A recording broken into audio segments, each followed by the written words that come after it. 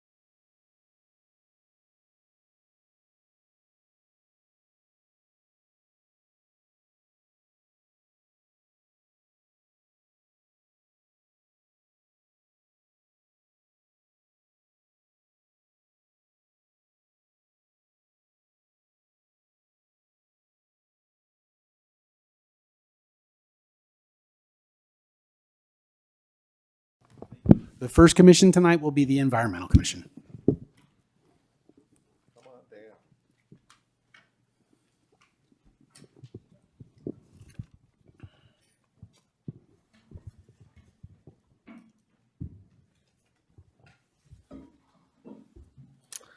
So this is how we will go ahead and proceed. We've seen, the work plan. It's right here. I will ask the chair of the commission to just very quickly introduce the commissioners. They can introduce themselves, or you can do it, and then we will go right into the work plan. So who's the current chair?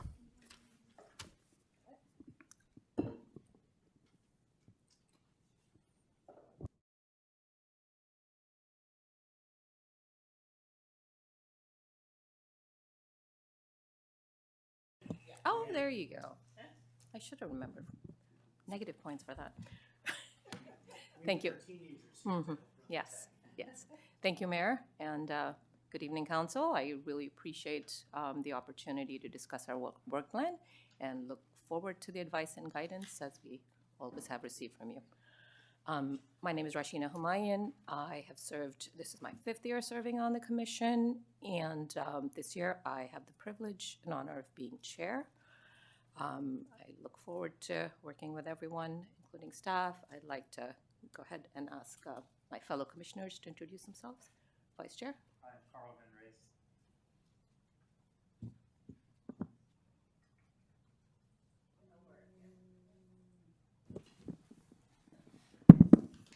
Hi, my name is Carl Van Race. I've been on the Environmental Commission for 3 years now, and I'm acting as the vice chair. Xiaoping Liu, my 4th year as a commissioner. Tom Hecht, my 2.5 year as a commissioner. And Don Whedon, I think it's my 9th year or 8th year. Don's the one who... Thank you all for being here. First and foremost, everybody in the city should appreciate the time and energy that you have devoted as volunteers, and I want to recognize you and appreciate you for that, for sure. May I, before we begin? I'd just like to thank deeply our sustainability coordinator, Tanya Kotby, who has, worked with us and supported us with a smile through everything, and as well appreciate development director, Nick Zorns, who has given us a lot of guidance and helped us along the way. So would you like me to go through? Yeah, or let's should we go- just let's- say- let's, begin with questions?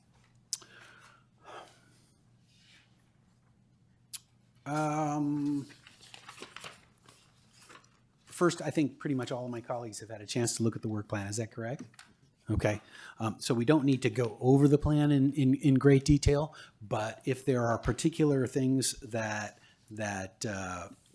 stand out, I would say, how would you summarize the top 3 to 5 items on your work plan that are your priorities for 2025? And then we'll respond to that. Before I begin, I just wanted to state it's in the little packet that you received that we did refer to the city's strategic goals, environmental sustainability, as well as, which is our main directive, as well as the safety goals for circulation safety and neighborhood safety while we were working through the plan. And we also looked at our roles, duties, and powers as listed in the municipal code. Step by step, we tried to follow it as faithfully as we could. So with that in mind, I just want to take a quick half minute to maybe let former Chair Hecht tell us a little bit about what we accomplished last year.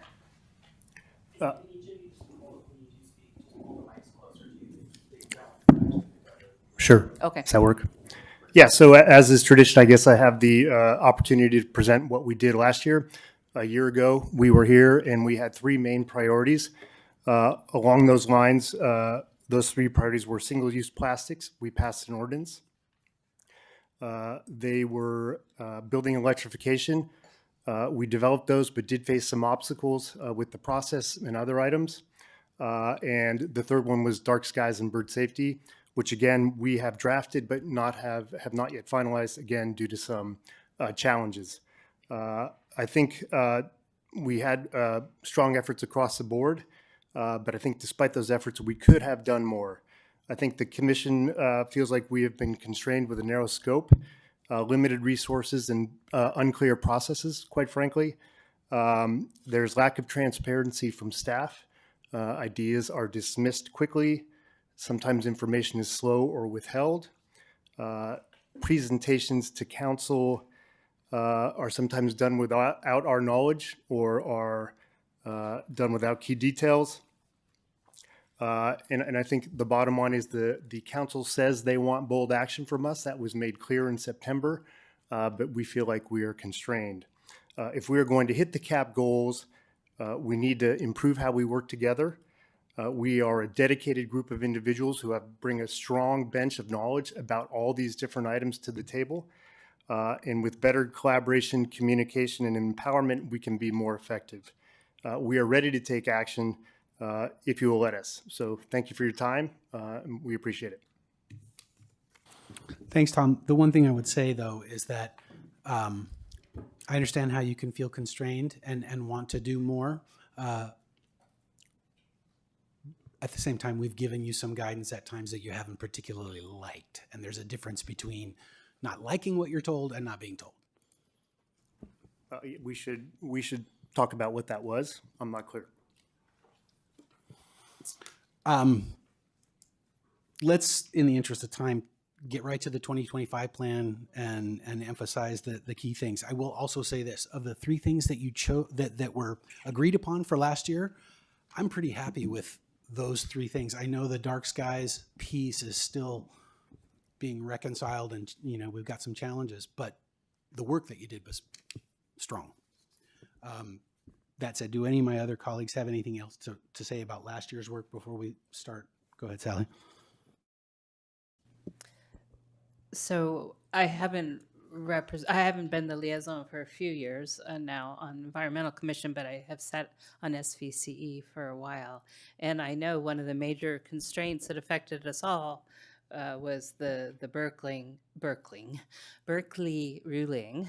And so that really set a lot of the environmental stuff behind. So I think we regrouped as a council, and you've had to regroup, and it wasn't necessarily smooth or what we wanted to do. So I just wanted to throw that in there because I think that was a major impact, and it certainly was, part of the discussion at SVC a number of times.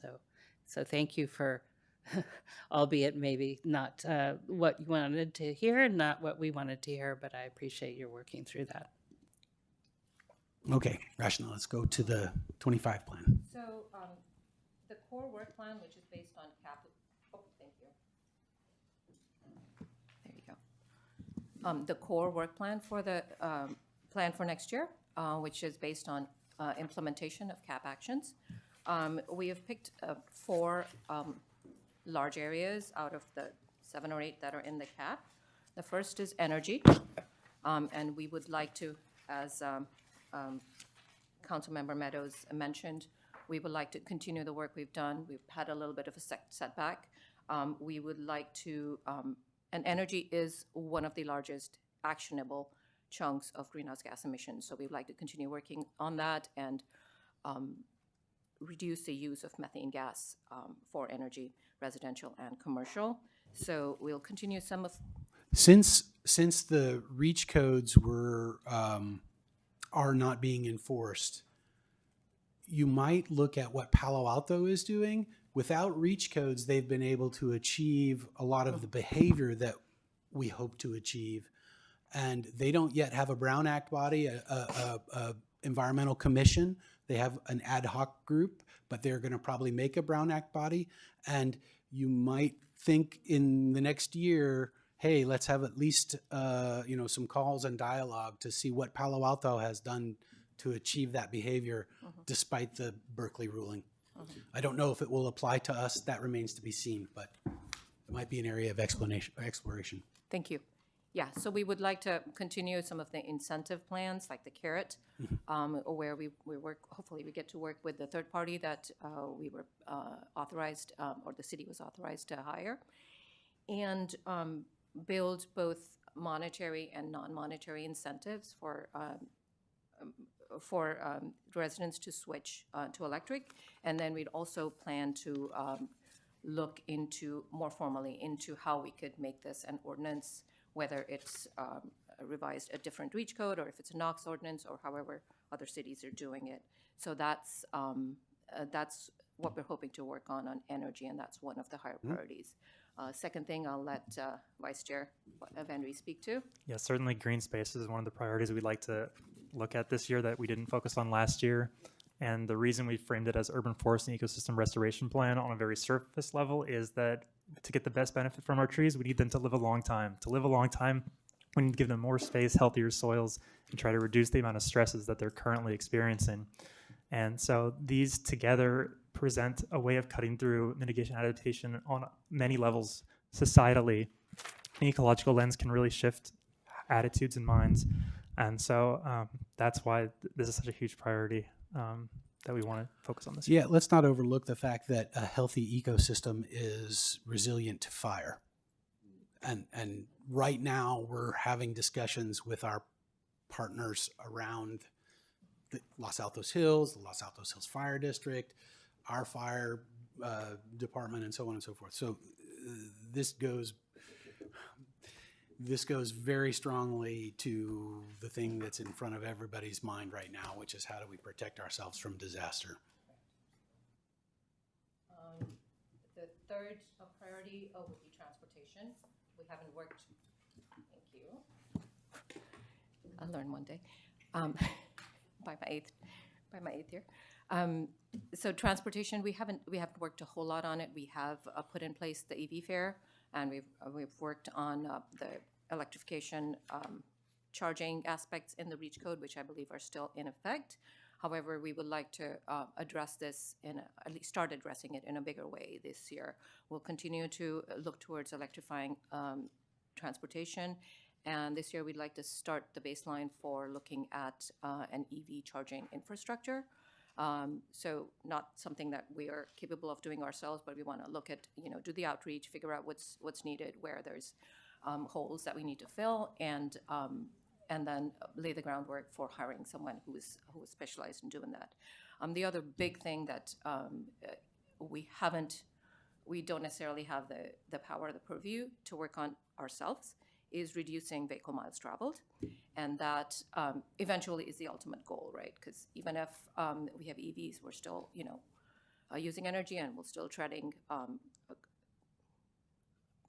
microfibers from the tires. Yes, which is the largest source of pollution in the oceans and the bay. So for that, what we hope to do is we want to start working closely with the Complete Streets Commission and the Planning Commission. One, to look at how we can make the city a more bikeable, walkable city.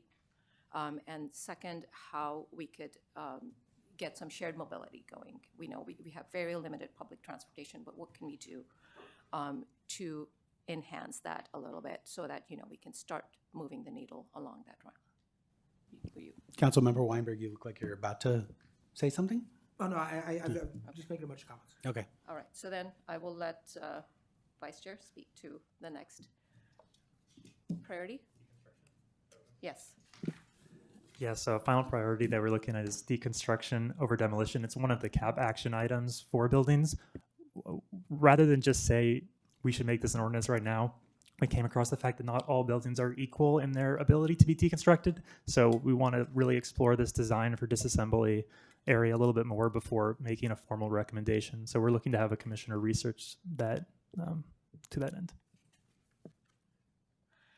So those are the 4 key areas that we want to work as our core work plan.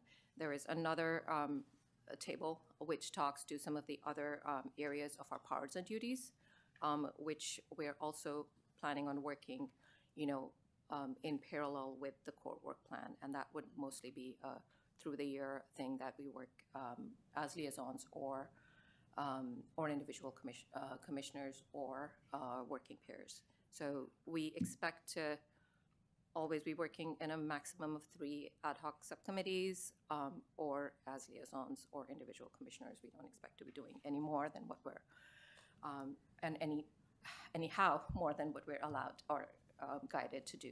So I can either walk through this next section, or maybe we can work through the work plan. I think we're going to run out of time. We Yeah. got 2 other commissions that we got to deal with, but I want to turn it over to my colleagues to give feedback. So let's take this opportunity to do that. Thank you, Mayor. Thank you very much for the presentation and for coming tonight. Thank you for your service. And can I say that it was a real pleasure for me to sit on your commission last year. It was my first time liaisoning with the Environmental Commission. I learned a lot, and I really appreciate the thoughtful deliberations that you had. A few comments on what you've given us and then some of the things that you said. First, I think it's great that you want to work with the Planning Commission and the Complete Streets Commission. Be careful about your nomenclature. When you say vehicle miles traveled, VMT, that's going to mean something very specific to Complete Streets and certainly to Planning Commission. They're going to think of it in terms of level. You're going to go down a rabbit hole that you don't need to go down. So I understand what you're trying to say, but VMT is not the right phrase to use because you're going to trigger a discussion that you probably don't want to get into. With respect to the urban forest plan that you want to work on, you're probably all aware, but the council last year did pass an urban forestry ordinance. So if you haven't taken that as your starting point, it probably ought to be. And you may want to look at the discussion that we had leading up to it. But because that's already in place, you just think about whether you want to spend any more time on that or if what we did last year might have been sufficient. Looking at the last item on the work plan that you gave out tonight, the purple, the CAP update.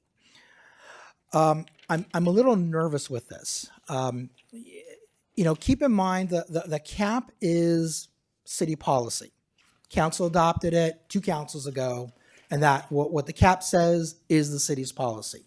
Now, there are goals in there that we wanted to meet. I think that it's debatable whether we're going to be able to meet those goals, especially because of the City of Berkeley decision. But when you're looking at the CAP, remember a couple of things. Number one, the CAP is giving staff direction on what they should be doing. And that's not to say that you don't need to have any input, you don't need to ask questions, because I think you should. And I think staff needs to be aware that you are a resident commission and you talk to other residents and meeting our goals in the cap, complying with the cap is important. But also you need to keep in mind that they're the professionals who know that they have been tasked with following through on the provisions, the policies that are set forth in the cap. Not everyone on staff, I'm sure, agrees with everything that the cap says, but that's what council adopted. And short of it being illegal, they do want they know that it's their job to move forward with it. I'll advise staff also to please keep in mind that the Environmental Commission, they do represent the residents, and they're giving another perspective on where we're going on the cap. I'm a little nervous about the idea of a cap update. I do believe that we need a cap update. I don't know if starting at the Environmental Commission on your own is the way to do it. I think if we're going to update our cap, and I'm open to the idea, I'm even in favor of the idea, there has to be a structure in place where you're working with staff, because ultimately staff is going to have to bind it all together. It's probably going to have to go through some consultancies. And I want to make sure that you're not just doing what you think ought to be done without, I know you don't like to be constrained, but I think this is a constraint that will be more productive, simply because you're talking about a document that ultimately the council will decide will or will not set policy for the entire city. And there have been commissions in the past that have put together master plans, and councils have said, I don't know why you did this, or the process doesn't make sense, we're not going to adopt it. I don't want you guys to work a year on a cap update and then have it not make sense to staff and then have it not make sense to the council. So, thank you, Mayor. Vice Mayor. Thank you, Mayor. I'll be brief. I just want to say thank you for being here. Thanks for your service. I am excited to be your liaison this coming year. I'm back.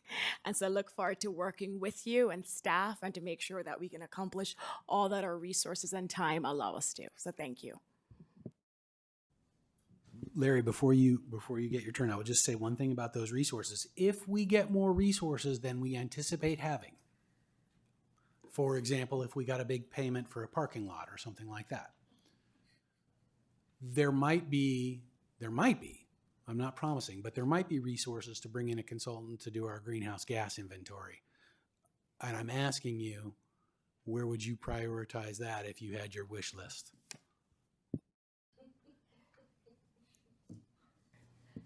Maybe, I don't necessarily speak for everyone here, but at least a few of us believe that we would like to prioritize the urban forest and ecosystem restoration master plan, because that addresses not just a healthy, resilient community. It addresses a lot of other climate risks, including floods, and wildfires, and heat impact. So I think starting with that would be a priority.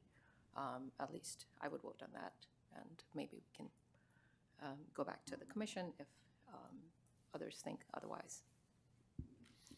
They're going to remember your promise of resources there. Hi. Yeah. Hi, everyone. Thank you for being here, and thank you for your good work. I just recently finished Electrify, the Saul Griffith book. I'm sure some of you are familiar with that. One of the Greentown folks gave that to me and said, you need to read this. I did. So my head is buzzing with that stuff. And I would say that's a particular area of interest to me, particularly because, of course, we talked about Berkeley, but there is another thing coming down the path, which is the Bay Area air quality management thing on heating, water heating. A thing I think that is important to me and would urge you, it's that old saying about don't waste a good crisis. This is coming down on us, right? I think there's an opportunity with this to make sure that we as a city are prepared to make sure that goes as smoothly as possible, right? Because I think if it goes smoothly and we want to do other things, incentives, however they are, and people go, oh, it went pretty smoothly. I was a little scared, but it turned out great. In fact, while I was walking ringing doorbells, I met a family who invited me in to look at their new heat pump water heater and stuff, and they were thrilled and stuff. So I would say that for me personally, there's sort of a deadline to that one of making sure that we're ready. And I think there's just a lot of good things that would flow out of being ready for that. So for me personally, that's something that I would be supportive of, whatever work you can do to help make sure that that goes as smoothly as possible. Thank you. All right, I'll be brief. That was a good point, actually, I think. along the environment and the fire hazards, we faced at our last meeting the first of our weed abatement. And so there's a balance between native plants and weed abatement. And I think somebody mentioned that that was you. And so I think there needs to be an educational process for all of us, with you, whether you work with the garden clubs and all that, but all those who are trying to help the pollinators and let their plants go to seed, there's costs associated with that. So we all need to figure out how to balance that. So that's, I would add that that's already on your plan, but I wanted to specifically verbalize, we saw that last meeting front and center, so. All right, well, we could talk all night, but we've got a couple more commissions and then we have a whole nother meeting after that. Thank you, guys. If there's anything that you didn't get an opportunity to express, email us, call us, whatever the case may be. Bug your liaison. Yeah, bug your liaison. I understand she has office hours. Thank you.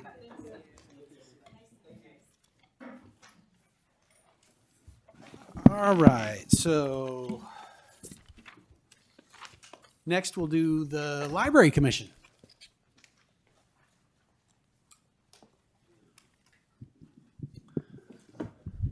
Who is the chair this year?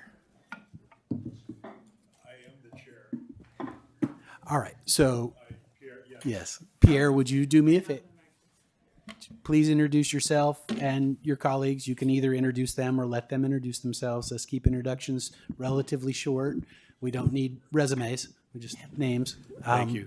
And then we'll go right to the work plan. Okay. So my name's Pierre Bedard. I am the chair of the Library Commission this year, and I've been on the commission for 6 years.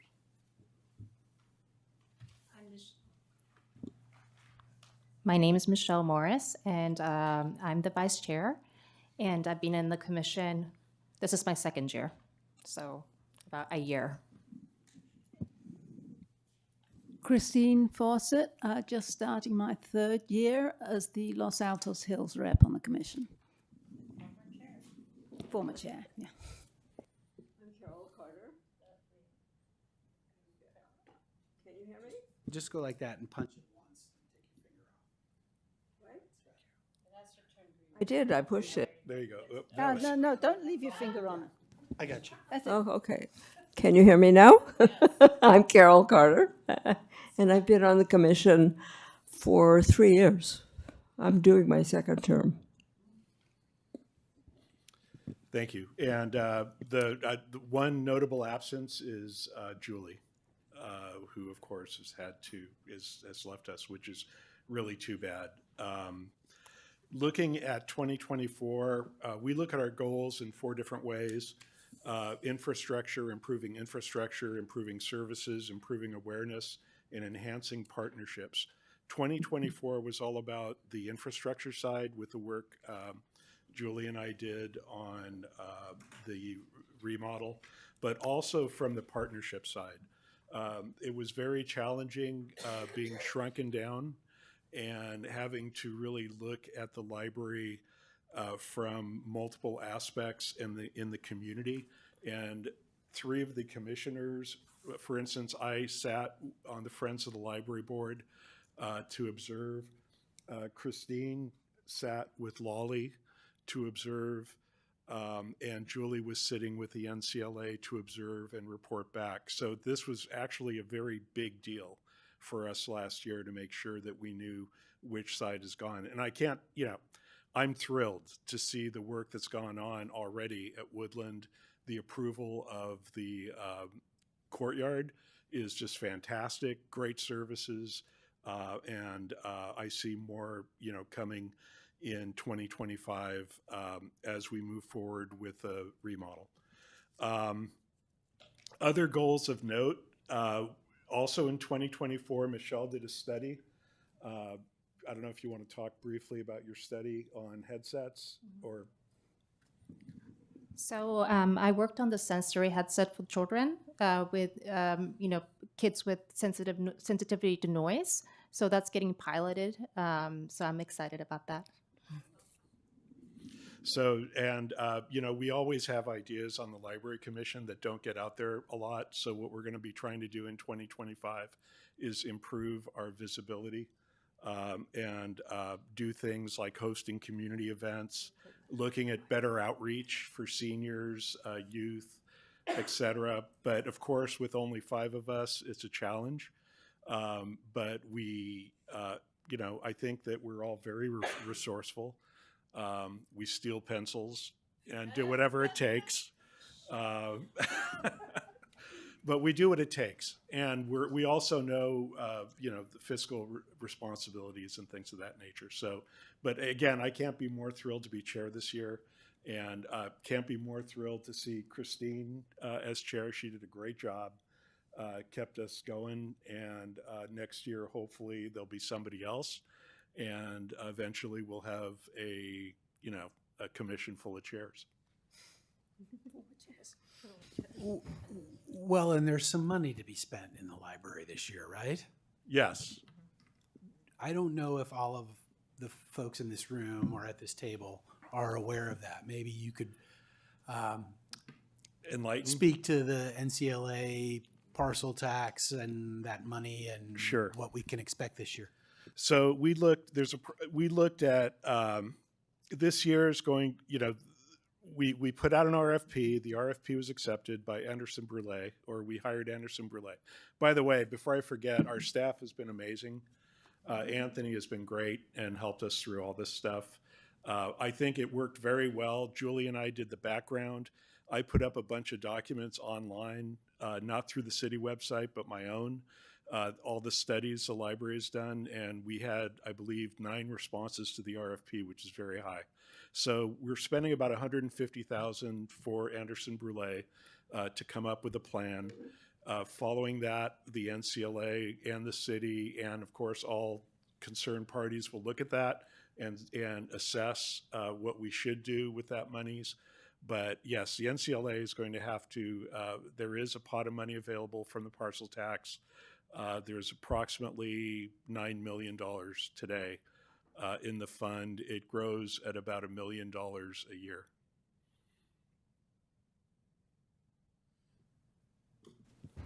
All right. Do any of my council colleagues have questions about 24's accomplishments or 25's plans? Sally, who might know a little bit about the library. Just a little bit. 4 years worth of, I mean, it's a really large ecosystem, the library, quiet but powerful, right? So just like Pierre. And I just think it's exciting because there's been bottlenecks for a really long time around some of the decisions. New library, remodeled, whatever.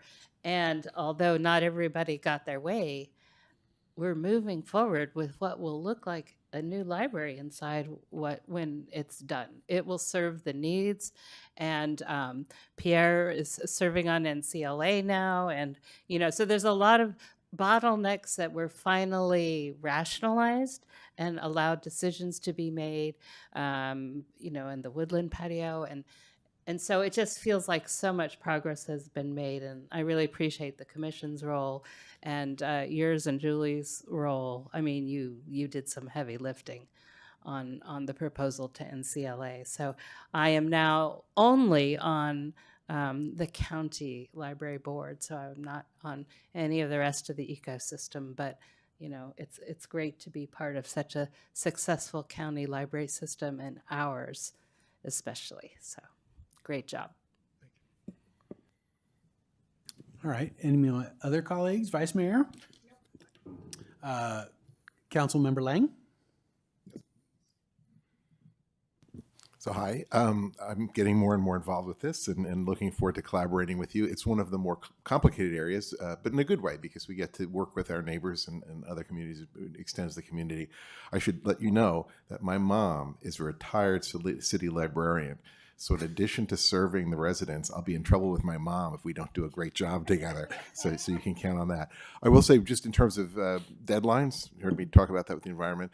The NCLA deadline is 2030, right? It has to go be reauthorized. And to me, an important part of that deadline is to make sure that we show the voters that we've been doing some great things with that money they have entrusted.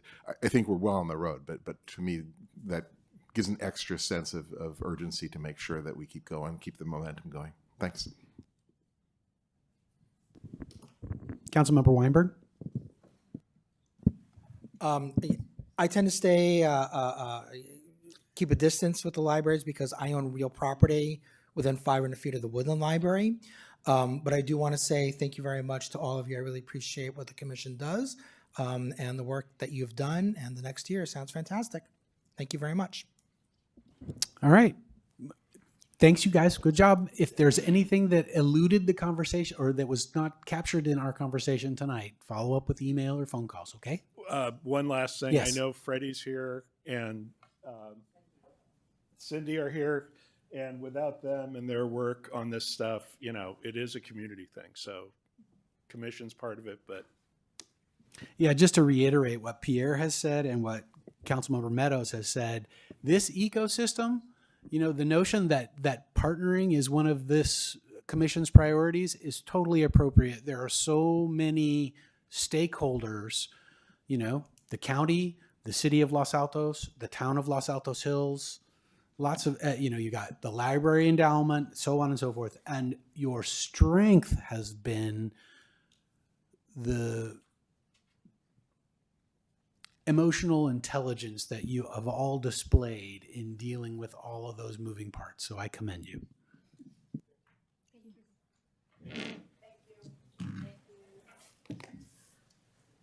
All right. So now we have our historical commission.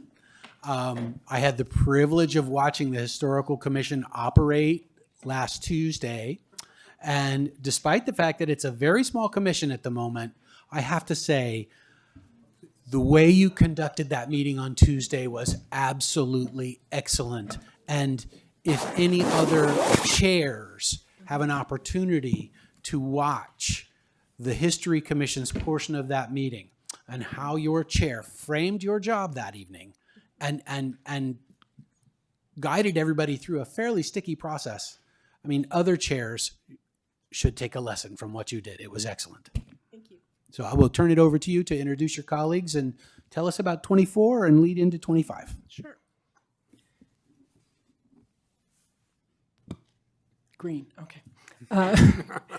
My name is Liza Coe. I'm the chair of the Historical Commission. This is my 2.5 years I've been on the commission. So, and I'd like the other commissioners to introduce themselves, please. My name is Ted Adams, also known as Jonathan Adams, and I've been on the commission for a year and a half. And I'm the vice chair. And I'm Gina Atkinson. I joined the commission last September. Suzanne McGuire-Negus, this is my first year. So we're very new. So this is almost a completely reconstituted historical commission, which is very exciting. And our 2 new members, I've been really pleased that they've come in with enthusiasm and asked lots of questions. And I think we're in for some really good times. So I'm very pleased with that. We are recruiting for another person, which would be nice. So if you know anybody, let us know. Yeah, there you go.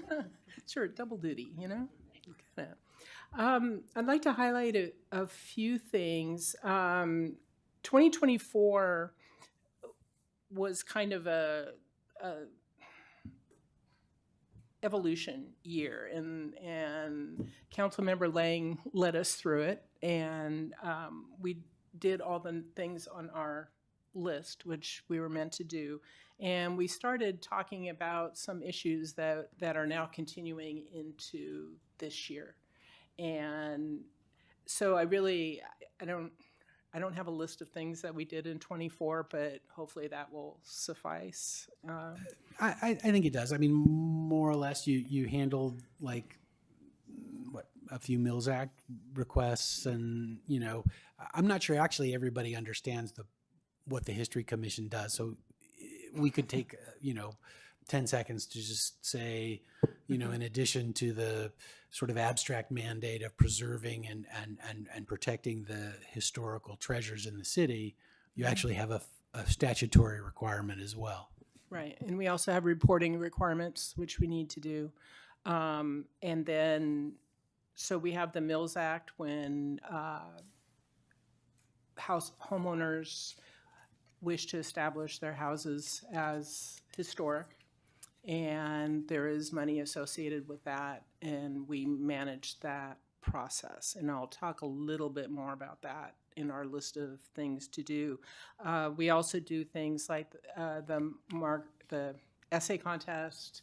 We have 2 areas where we partner with the library. One is on the essay contest, and then also foster partnership with the Los Altos History Museum. And at the meeting on Thursday, chatted informally with Ann Toledano, and we invited her to attend one of our meetings. So we're hoping to really grow that relationship during 2025, because I think there's a lot of opportunities there that we could support. So we're very excited about that. And we'll still keep doing the ice cream social. And last year I bought way too much ice cream, which I think is still in the freezer. But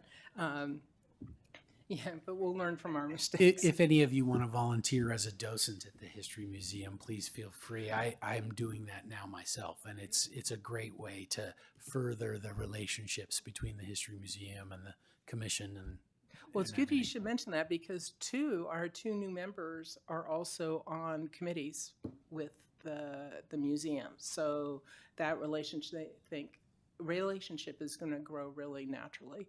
So we're really excited about that. And another goal for this year is training. So I think after certainly my experiences last week in preparing for that meeting and trying to understand the processes and really what the Historical Commission is responsible for, who we answer to, and the constraints and the opportunities associated with that. I think it became clear, and it's something we had talked about while Larry was still our lead, in the need for training. And so Sean is going to be helping us with that to identify opportunities, and our members are very excited about that. So that's going to be a goal for this year. We also, it's part of our kind of getting organized for this year, we picked 4 areas and assigned each one of us to kind of shepherd those areas. And Commissioner Adams is going to be looking at the historic plaque program. So trying to reinvigorate that a little bit, understand where it's at, how we could get more people interested in it. Did you have anything you'd like to add? Do an inventory of who's got them up. Who's got them up? We've handed them out, but nobody's ever gone around and seen how many of them are actually visible to the general population to create an awareness, and it's a permanent kind of thing once it gets installed, we hope. Right. Well, and the public is subsidizing these property owners and have a right to know that there's a historical property on their block that is paying less in property taxes than they are. And they have a right to see that there's a reason and there's a historical, asset there. Right. And I've lived here all my life, and I never knew before seeing this that such a thing existed. So so I think it would be I think people would be really interested in learning about what we have. I would go on a walking tour of those places. Right. I think Vice Chair Adams, were you about to say, because not all historical properties are Mills Act properties. Exactly. Is that what you were That going to is say? exactly. Yes, I could see it right there. Right there. All right. Very small subset are actually Mills Acts. So, okay.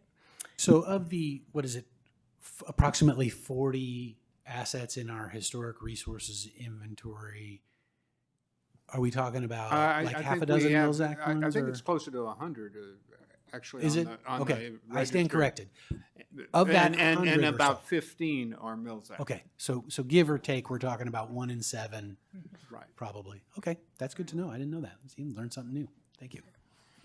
And along those same lines, because I'm looking at, and I know you don't meet as frequently as in the past, but how many applications are you seeing either for, if it's 15 out of 100, obviously they're not coming in frequently, but other applications related to, and I'm just looking at historic alteration permits, like all these things that you are mandated to do as our historical commission, like what's the volume? How many are you seeing?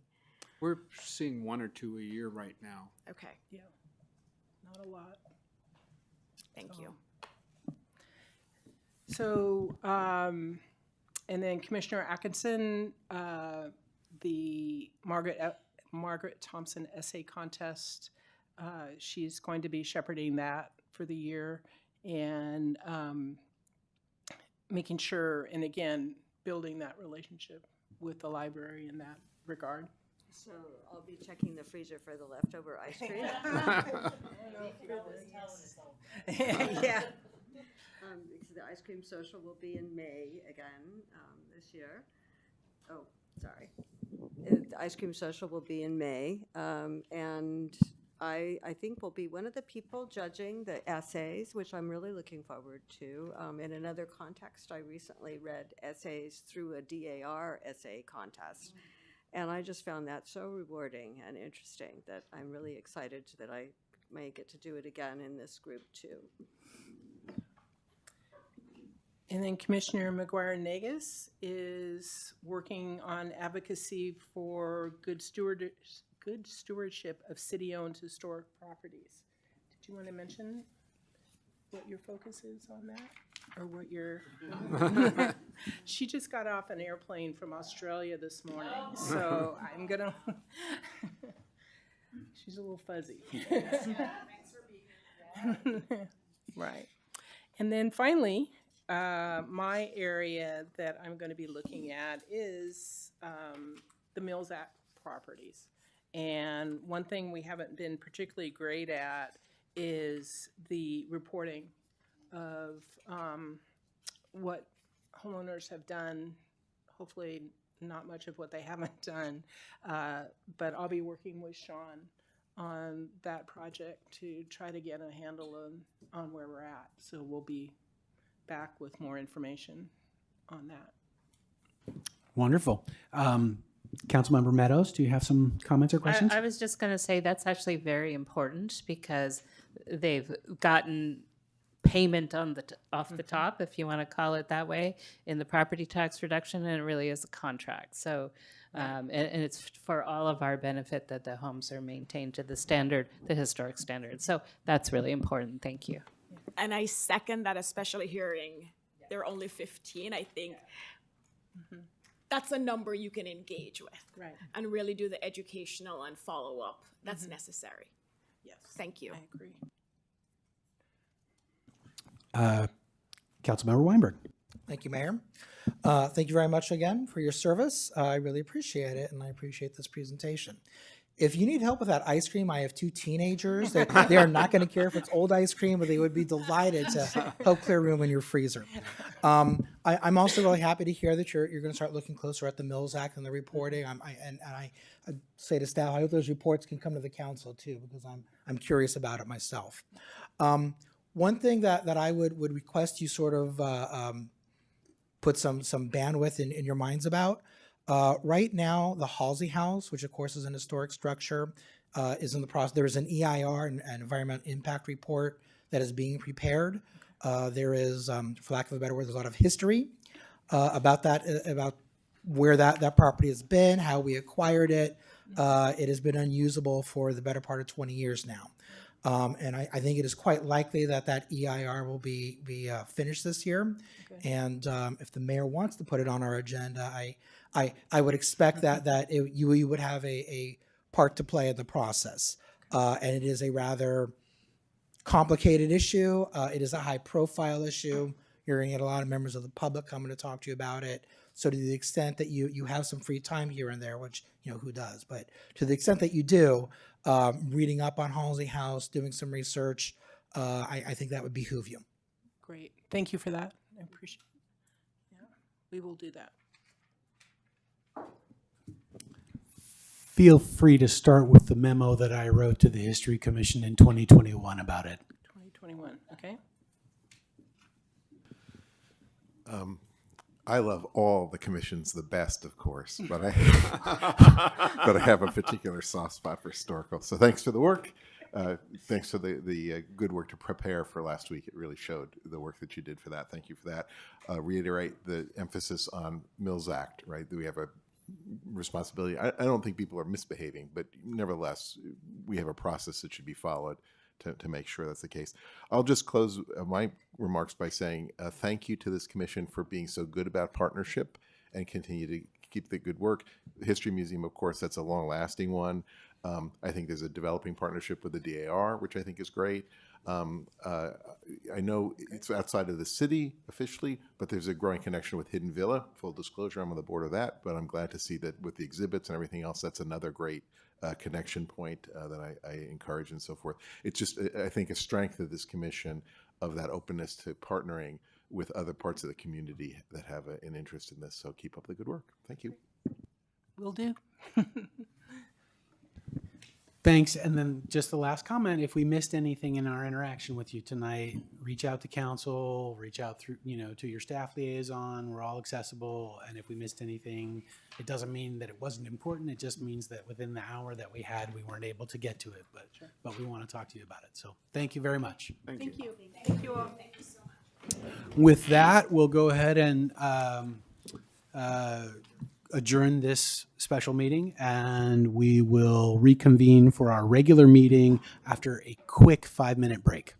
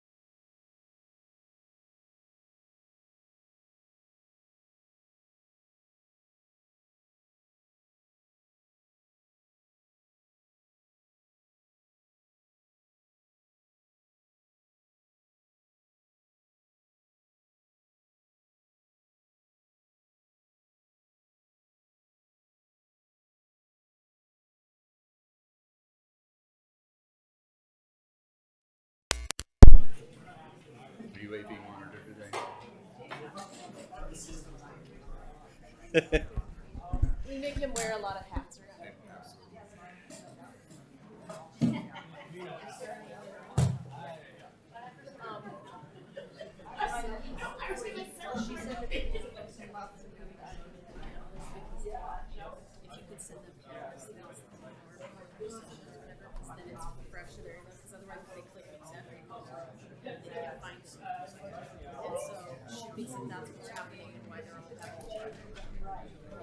last permission.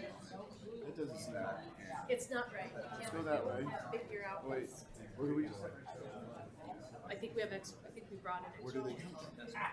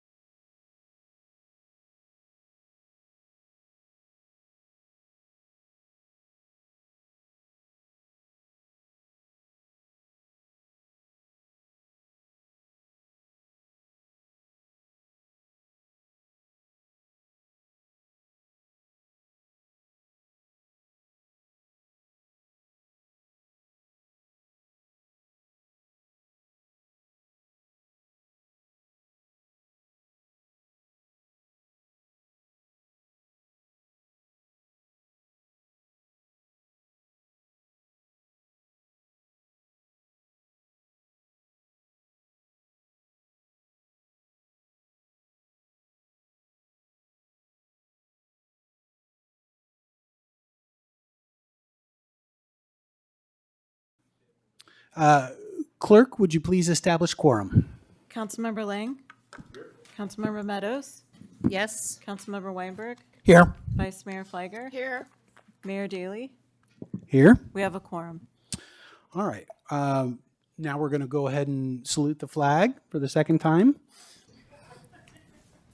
I will lead us. Those who can stand, please do. I pledge allegiance to the flag and to the republic for which it stands, one nation, under God, indivisible, with liberty and justice for all. All right, we had a closed session earlier this evening. Council took no reportable action at the closed session. I'm going to look to my colleagues and see if any of them have requests to change the order of the agenda. Councilmember Meadows. Yes, Mayor, I'm not requesting that we change the order of the agenda, but I am requesting that we make sure we do the 9-ish p.m. check-in to determine if we're taking anything off the agenda. Yes, thank you for the reminder. All right. I am actually going to suggest a change to the order of the agenda. I'm going to suggest that we take number 7 first, because we have some people that are here tonight that are only here for that particular issue. Yeah, Mayor, that requires a vote. Okay, so I move that we address number 7 first.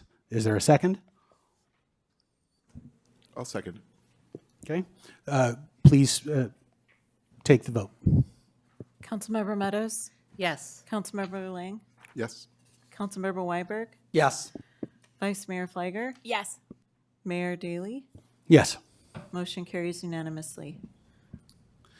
All right, so I don't think we need to have a staff report read on this. Everybody should be familiar with the.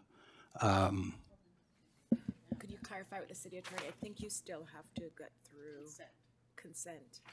Oh, yeah, okay. We're going to do, well, before we do consent, we do public comment on items not on the agenda as well. So, so that said, we will handle number 7 before 6, right? So right after consent. All right, now we've got public comments on items not on the agenda. Do we have speaker cards? We have 2 cards. 3 minutes each, please. Bill Bassett? Hi, good evening. Bill Bassett. I live on Distal. I'm here to thank the council and compliment them.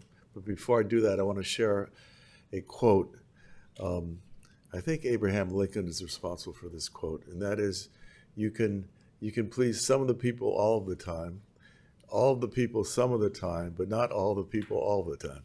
So I'm sure you got some feedback from the signs on the north part of the high school, and I'm so pleased that they're there. I can come out in the morning and it's like a big weight that's off my shoulders. I can see my street. I can see my mailbox. I know my mail is going to be delivered. I can see there's no cars in front of my driveway, so I can drive my car out. It's such a pleasure. Some people, everybody on our block likes it. Some of the people want to have a permit. I don't care one way or another. They want a personal permit. I don't care. But it's such a relief. It really is a relief, and I really want to thank you. I appreciate it. Thanks.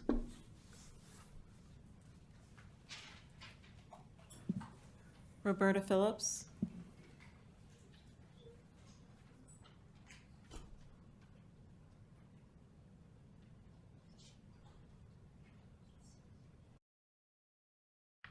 Hi, everyone. I'm Roberta Phillips, and I'm here tonight because January 27th was Holocaust Remembrance Day. And I think it's really important that we remember and honor not only the people who died in the concentration camps, who were Jews and Christians and other people, but that we honor the American soldiers who fought for freedom across the world, because none of us want to see any kind of ethnic cleansing or genocide ever again. And when we remember, it gives us hope. We certainly are not a perfect union, but we strive to become more perfect than we are. and by remembering and honoring those people who stood up for freedom, we can create a better future for ourselves. And I just want to read this, if you don't mind. And I'm sure you've all heard it. It's first, they came for the communists, and I did not speak up because I was not a communist. Then they came for the socialists, and I did not speak out because I was not a socialist. Then they came for the trade unionists, and I did not speak out because I was not a trade unionist. Then they came for the Jews, and I did not speak out because I was not Jewish. Then they came for me, and there was no one left to speak out for me. So please, everybody that's listening, please share the history with your children, with your neighbors. And, they don't need to come to a council meeting to speak out. They can just, tell the kids what happened and tell them, how we can be better than we are today. And, speak up in your own way to support the freedom that we all cherish. Thank you. Thank you, Ms. Phillips. Never again means never again, and never again means we all need to be vigilant. So I appreciate that commentary. Thank you. Now we are going to deal with the consent calendar, and the way the consent calendar works is now is the time to make public comment on anything that's on the consent calendar. Although we may pull something out of the consent calendar and treat it separately, we will not have an opportunity for separate public remarks on that item. We changed that rule? Didn't we just change that rule in the norms? If something gets removed, it gets treated like another item now. Okay, I stand corrected. The second new thing I've learned in the last few minutes. So there will be an opportunity if we remove something. And I guess that means we should actually make that our next action before we hear the comments on the consent calendar. Yes. Is there anything on the consent calendar that one of my colleagues would like to remove and treat separately? All right. So that hearing no requests to remove anything, we will accept public comment on the consent calendar now. Do we have any cards? 1, Maria Batista. All right, 3 minutes. Good evening, I'm Maria Batista, and I just have one really quick question. I would just ask for some clarification on the location of the 400 square foot easement, the actual location for the transformer that's being proposed in item number 4 for PG&E. Okay, we do not respond to the public comments, but we'll take note of that and follow up offline, okay? Yep. All right, so do I have a motion from a colleague to approve the consent calendar? So moved. A second from somebody? Second. All right. And please take the vote. Member Lang, Yes. Councilmember Meadows, Yes. Councilmember Weinberg, Yes. Vice Mayor Fliger, Yes. Mayor Daley. Yes. Motion carries unanimously. Yeah. Mayor? Yes. I interrupt? Did you report out this time on closed session? I know you reported last time, but you I did did. this, you did it twice, okay? I did. Just check. Thank you. So now we will go to item number 7 on our agenda, and then we'll go back to the public hearing after this. So we are going to discuss and take possible action on the attendance record for one of our parks commissioners. We do have a staff report, but I think everybody has read the staff report. I'd be looking to my colleagues to sort of nod that they're familiar with it. And so I think we can make this relatively quick. I would even entertain a motion at this time if somebody wants to make one. Oh yes, we're going to do public comment before I'll entertain motions. The public doesn't necessarily know very much to comment on unless they've read the staff report, so I'll give a very quick summary. We have a Parks Commissioner who has been unable to attend a number of meetings, and we have norms that stipulate attendance as a requirement for service. And so we are going to discuss and take action on that situation with that particular commissioner. Do I need to, I don't think I need to provide much more detail than that in this summary. So that said, I will open it up to public comment if somebody has something they need to say. Do we have any cards? No cards. Okay. Teresa, are you putting a card in for this one? All right. All right. 3 minutes. I'll be very brief. I appreciate that this topic is being taken up. I feel it's unfortunate that it's this public, and I wish that this could have been done at the commission level. We've had other commissioners who have resigned for this exact reason, and I feel unfortunate. I feel it's unfortunate that this is being done in such a public manner. And I would also add that I've served with the commissioner for a number of years now, and I think there's value that is brought with his being a commissioner. However, I also do think we all have to be held to the same standard. If we can't attend meetings, we can't attend meetings, but I'll leave it to your wisdom on that one. But I just wish it had been handled at the lower level of the commissioner. Thanks. Comment on that, just so the public's not confused. In the handbook, in the norms, and under just regular, public law, commissioners serve at the pleasure of council. So they're appointed at a public meeting, and if there's a removal, it needs to be at a public meeting. We can't have a closed session. We can't, we have to do it out in public. There's no choice. Right. And I will also add that we did make some efforts to try to resolve this before it came to a public meeting, but this is where we are. We have another speaker card. Go ahead, 3 minutes. Janet Corrigan. Good evening, Mayor Daly and council members. My name is Janet Corrigan. I'm the incoming chair of the Park Commission, new this year.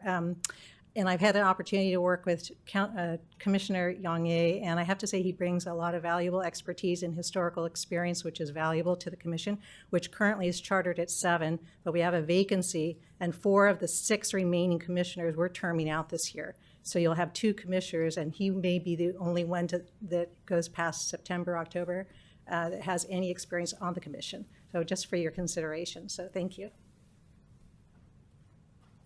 Thank you. And if there are no other public comments, I would give Commissioner Ye, an opportunity to speak as well for 3 minutes. So go ahead. My apologies. I forgot to that's say I fine. was speaking as a resident, not as representative of the commission. Thank you. I would note that both of the last 2 speakers are on the Parks Commission, and they were speaking as residents, not representing the views of the commission. They Thank were you, Mayor. representing their individual views. Is that fair? Yes. All right. Commissioner Ye.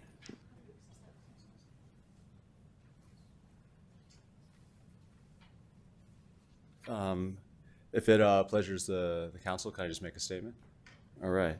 Well, honorable council members, my name's Yang Ye, and I've had the privilege of serving on the Park Commission since March of 2019, so almost 6 years, as both the former chair and current commissioner.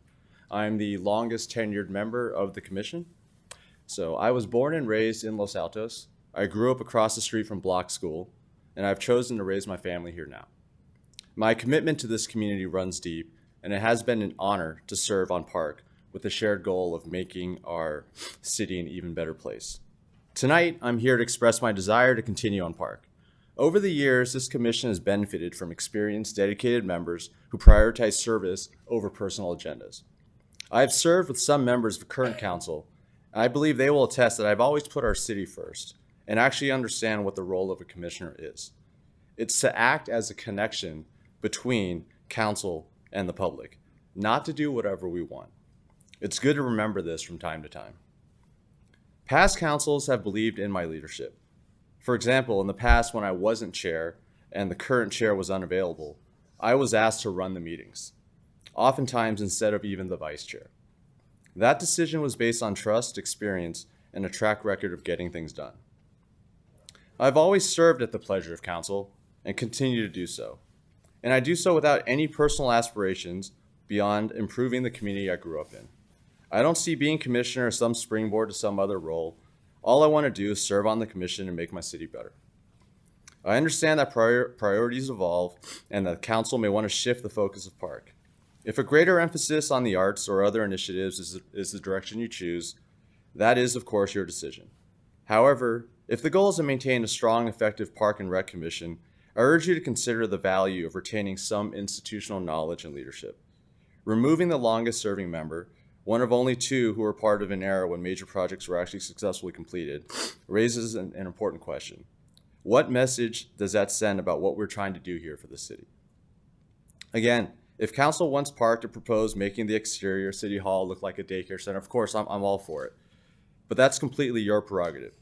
I would think our time and money would be better served with more emphasis on Park.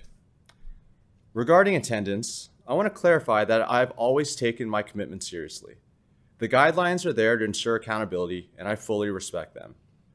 In the past, I voluntarily attended CRPA conventions on behalf of the city in places like Sacramento, taking myself away from my work and my family for days at a time.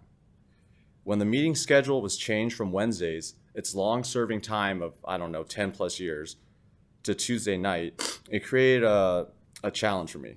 I was transparent about these challenges, as Tuesday nights have typically been the night my wife volunteers, and Wednesday nights were reserved for me to volunteer. But okay, that being said, I no longer have those scheduling conflicts, and I'm fully able to attend regularly moving forward.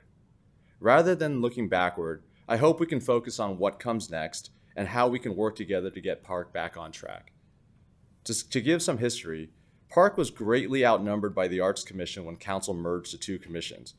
Changing the date, which was Wednesday night since before I joined back in 2019, was completely out of my hands since there were so few Park commissioners at the time. But with that being said, I would like to reiterate that Tuesday nights are no longer an issue for me. Ultimately, this is about ensuring that the commission serves at the best interests of the city. I appreciate the difficult decision you must make, and I trust that your choice will reflect what is best for our community. Thank you again for your time and consideration. Thank you, Commissioner Ye. It's possible that a council member has a question for you, although I don't know. We can move right to a motion if we want to, or if somebody has something they would like to say, they can do that. So I will look to Councilmember Weinberg to lead off the commentary. Okay. Thank you, Mayor. I'm really disappointed that we're here tonight on this matter. Now, full disclosure, I served on the Parks and Recreation Commission. I served with Commissioner Ye for almost 2 years. But what's more important to note is that he really is dedicated to the commission. His commentary, his work outside of meetings, contacting friends who have experience in planning parks, for instance, in attending conventions to increase his experience and bring back new ideas to the commission have been important. And I know that my colleagues are probably sitting there, well, so what, we have a policy. I don't understand why this is being brought to us now. Last year, it's clear that there was a problem because Commissioner Ye had a conflict on the night that the majority of the commission decided to move the meetings. And he said that he had a conflict. So when there was a conflict, nobody on the commission brought it up here. Now we're told that the conflict is gone. He is able to attend meetings. And now that now that his schedule is allowing him to go to the meetings regularly, as of course he should, now we want to bring up disciplinary action. That doesn't make sense to me. The statements that Commissioner Ye said about his institutional knowledge, I think they stand on their own. But given the challenges that this council feels that commission has, which were laid to bear last month at a meeting, right? I don't understand why now we would consider removing a commissioner, especially since it's a commissioner who we've heard from his own colleagues has is tremendously respected and contributes in such a way as to make the commission better. Quite honestly, given every challenge that commission has had, I don't know why this council would want to consider taking what I think is probably the one step of making it even more challenging for the commission. it doesn't make sense to me. The conflict is gone. Commissioner Ye has demonstrated his dedication to the city, again, not just by going to meetings, but doing things outside of meetings for the benefit of the city and bringing back that knowledge to the commission. There was a conflict that developed because a majority of the new commission moved the date. Now that the day of the week has been changed, he's able to make the meetings. It just doesn't make any sense to me why we would make the commission have more challenges, make it so that the commission is more likely to struggle. It doesn't make any sense to me. Councilmember Maddox. So as commission liaison last year, let me give you further context. And first of all, for the public's benefit, we try to handle all commission issues outside of council. If it comes to council, it means that we were forced to bring it. This is not something we want to do. So let me give you some context. We made appointments about a year and a quarter ago, I don't remember. And at that time, we knew Commissioner Ye had an attendance problem. And again, and let me state, this is in no way about lack of appreciation for your work. But we have standards that we hold other commissioners, all commissioners, to. So when we had a reappointment opportunity, the attendance was, the staff report says 25%. This was not this past year, but the year before that. And we didn't initially reappoint, but the math was wrong in terms of the commission. We had an extra opening, and we reappointed Commissioner Ye with the understanding his attendance would improve, because that was why we didn't initially reappoint him. So this past year went on, and you can't say what the attendance is without going through at least half the year. It came up to me in the fall that attendance was again an issue. You know how slowly things move, and I wasn't even moving in the fall. Frankly, I was stuck at home. But I had a meeting with the chair. Commissioner Ye and the city manager and I had a meeting in early December. And we said your attendance is only about 50%. And again, we heard that now he is able to go. But let me read, the only reason we're here is because Commissioner Ye said, please proceed with council and have them vote on whether they would like for me to remain or not. That's the only reason we're here. And it's fair, you didn't want to resign, you want to continue to serve, and I appreciate that, and I understand all the arguments. But we've had commissioners who had to participate remotely, we asked them to resign. We've had commissioners who didn't have attendance either, we asked them to resign, and they did that. This would be an entirely different standard that will give us a difficult time in any other difficult commission situation if we say, well, now he's going to have good attendance, but he didn't in the second year after we didn't initially reappoint him. So I will not support reappointing him, because we have to be fair to all of our commissioners. We cannot set an example where one commissioner can come and say, I've had bad attendance for 2 years, but I'll be good now. That's just how I see it. So that's the context I needed to provide. Thank you, Mayor. Vice Mayor? Thank you, Mayor, and thanks, Young Ye. I do have 2 follow-up questions, but I do want to put on the record, I've known you for years. We've volunteered in the community together, not related to commission, so I know you're a local leader and a dedicated volunteer in the community. So I want to thank you publicly for your service, and to make clear that your attendance record is not a reflection on your commitment. We all understand conflicts. We all understand that things come up in our lives that have to take priority. I do have 2 follow-up questions for you related to the conflict, when it started and when it was removed, and what your attendance has looked like since the conflict has been removed. So when did the conflict start that you could not attend meetings because of the conflict? So when we changed to Tuesday nights, my girls have ballet that ends at 6:45 or whatever it is, and my wife volunteers on Tuesday nights. once a month, which happens always to be kind of when we have our meeting. So was that the calendar year 2024? I forgot when that happened, but the ballet has been consistent. And oftentimes my wife is on work trips because she heads Cisco's environmental sustainability group. So she's in Amsterdam right now. I know. And my kids are at home by themselves. But I'm here because this is important to me. But since the conflicts lifted, it was November, December of last year. But we haven't had a meeting since then because we didn't have quorum last time. Okay. And just to clarify, because I want to reiterate Councilmember Meadows' point about 2 years ago, I also raised a concern about your attendance. And we did move forward with appointing you, but for that year or period where your attendance, was it 25%? What was it? It was very low enough for it to catch your attention where we said this is concerning. Did you have that conflict during that year? Yes. So I have various companies that I run, and one of them required me to be in the Middle East quite a bit or abroad. So it happened that a lot of times I was just gone. But just a note to council, I attended meetings one time on one night where I went directly to the airport and flew to Saudi Arabia. Okay.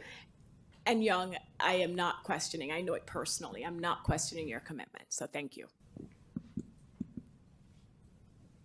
Councilmember Lang, do you have some comments or questions? I guess I would particularly say I'm not interested in framing this in any way as sort of a judgment or punitive thing, right? That your service doesn't warrant it, and it's not the way I would frame it. But I do think that the council has an obligation to make sure that our commissions run properly and fully staffed. The commission decides as a group through voting what night they're going to meet. And sometimes that just turns out to be a disappointing answer for some of the commissioners, and it just means that they can't serve. It's a shame, but it happens. And I think, to me, an important thing for anybody who wants to serve on a commission is to understand that sometimes the answer is, I just cannot do it right now. You know, I had, millions of miles on United. I know there are times where you just have to turn down opportunities to serve because the best way you can serve is by being clear that you can't do this right now. And you need to make room and not set the expectation that you can provide that service. And so from my point of view, much as I don't want to add to the turmoil of this commission, I think when we look at other commissioners and ask them to live up to these standards and to look deep, can they really live up to it, right? I'd like to give some context on the night when it was changed.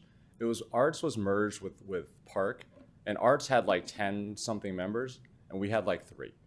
And so their existing night was Tuesday, so they just wanted it to be convenient for them. And then they all left. So we just got our meetings for historically, I don't know how long it's been Wednesday night, probably when even like Lynette was around, it was probably Wednesdays. Sure, but not everything is fair. Of course, right? Of course. Right? Like, nevertheless, there you go. They took the vote. It became clear that you could not serve on that night. The correct thing to do is to say, I can't do it. I'm sorry, I resign. It wasn't that I couldn't do it on that night. Some nights I couldn't. So it wasn't every Tuesday for the entire year. Sometimes I couldn't. And I told them that, and so it just happened that when the meetings came up, I wasn't able to attend. I have nothing more to say. So I've served with Young and alongside of Jonathan, and I think your comments about the era when you joined the commission are accurate. The commission got a lot done in the span of a couple of years. Our dog parks and things like that we look around, the pickleball program and things like that are testaments to the good work that the commission was able to do. I've also gone on record publicly saying that I think that the culture of this commission is problematic right now, and that our best approach would be to reset.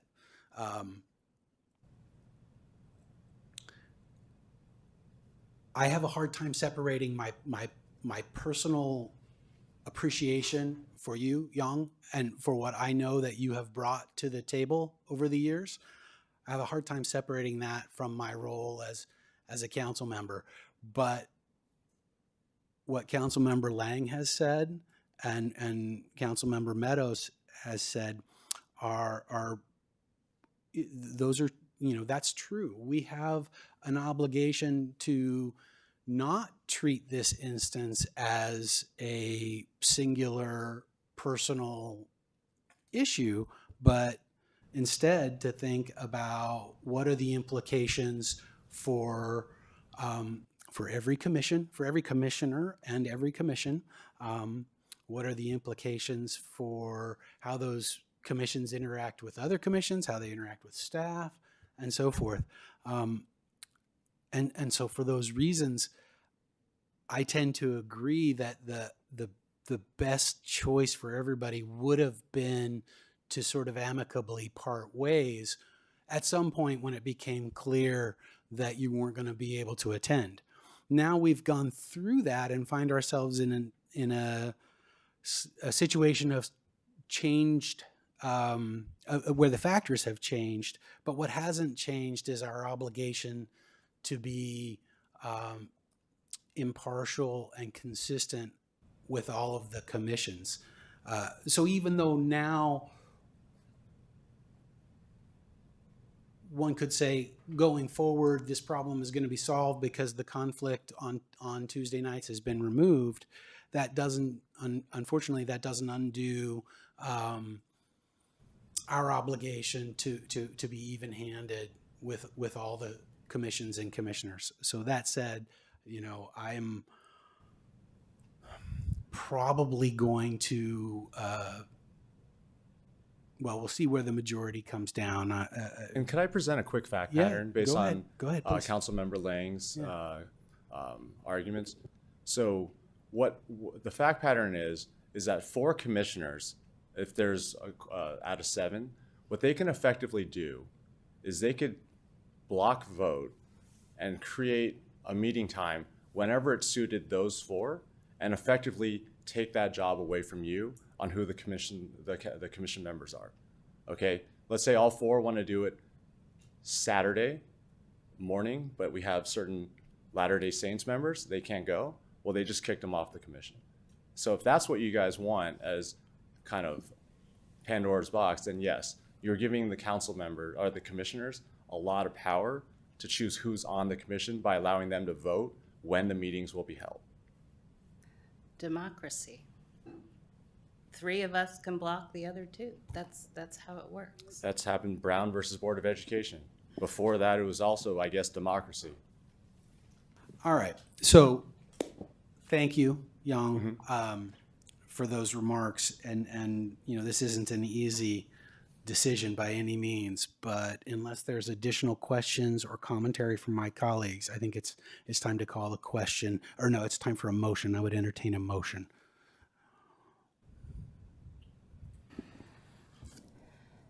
So I move, we thank and appreciate Commissioner Ye for his service, but because he has not fulfilled the requirements that commissioners must in terms of attendance, that he must be removed for the commission, regretfully. Is there a second? I'll second that. All right. Will the clerk please take the vote? Councilmember Lang? Yes. Councilmember Meadows? Yes. Councilmember Weinberg? No. Vice Mayor Fliger? Yes. Mayor Daley? Yes. Motion carries 4-1 with Councilmember Weinberg in dissent. Yang, thank you for 6 years of service and for all the other ways that you show your commitment to your community. And my hope is that that spirit, brings you to another opportunity to engage with the community in some way, and that this hasn't diminished that desire on your part. And I regret that, structurally, for reasons that might not have been in your control, that this situation has developed. And honestly, I think it further reflects what I consider to be a culture that isn't producing the results that we want from this commission. Thank you. All right. Hey, thanks, everyone. All right, next item on our agenda, I believe, is a public hearing. So we are going to go back to number 6, and I will open the public hearing. This is to authorize the use of park impact fees for the planning of a park with parking. And we have two actions for consideration. We're holding the public hearing to potentially adopt a resolution to use the park impact fees in this way. And we're considering a resolution to award the design and community engagement management to Watry Design. So, Point of order, Mr. yes, Mayor. please. The agenda says this is a discussion item, not a public hearing, and Yes, that was corrected over the weekend. It's a it was corrected. Okay, I downloaded it as soon as it came out, so it was corrected. Never mind. Okay. That said, I will go ahead and turn it over to staff for the report. Mr. Carnesecca. Good evening, Mayor and council members. Assistant to the City Manager, Anthony Carnesecca. I'll give a brief staff report. Yeah, I know, Councilmember Flagger or Vice Mayor Flagger loves my title. We all watch The Office. It is an open question. Are you the assistant to the city manager or assistant city manager? Depends on the day. It's great to be Chief here. Cook and Bottle Washer, Anthony Carnesecca. Other duties as assigned is really fun.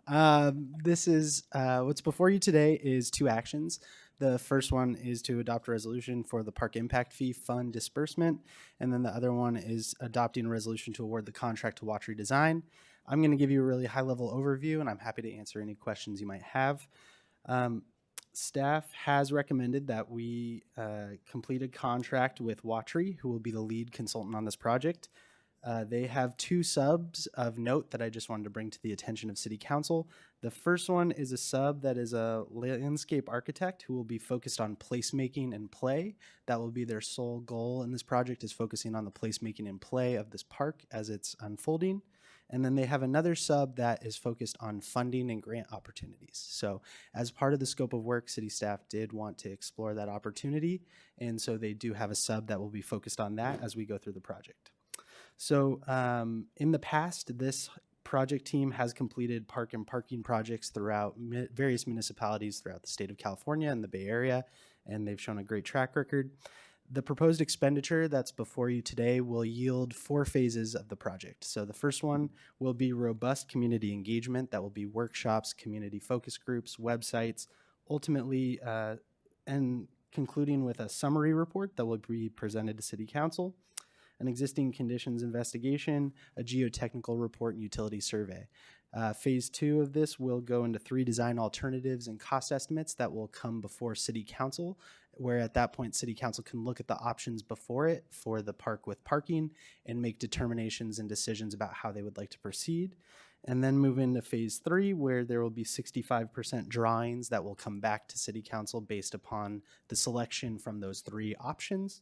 And then phase 4, which is ultimately the most important part of this project, for that expenditure, we will receive bid-ready construction documents for the project. So this will really cover 4 phases of the project, really starting with community engagement, where we've set the ground floor, where folks in the community are aware of this project, but now they'll be able to provide feedback, and then we'll work through the project in the way that I've described. And I'm happy to answer any questions that City Council may have.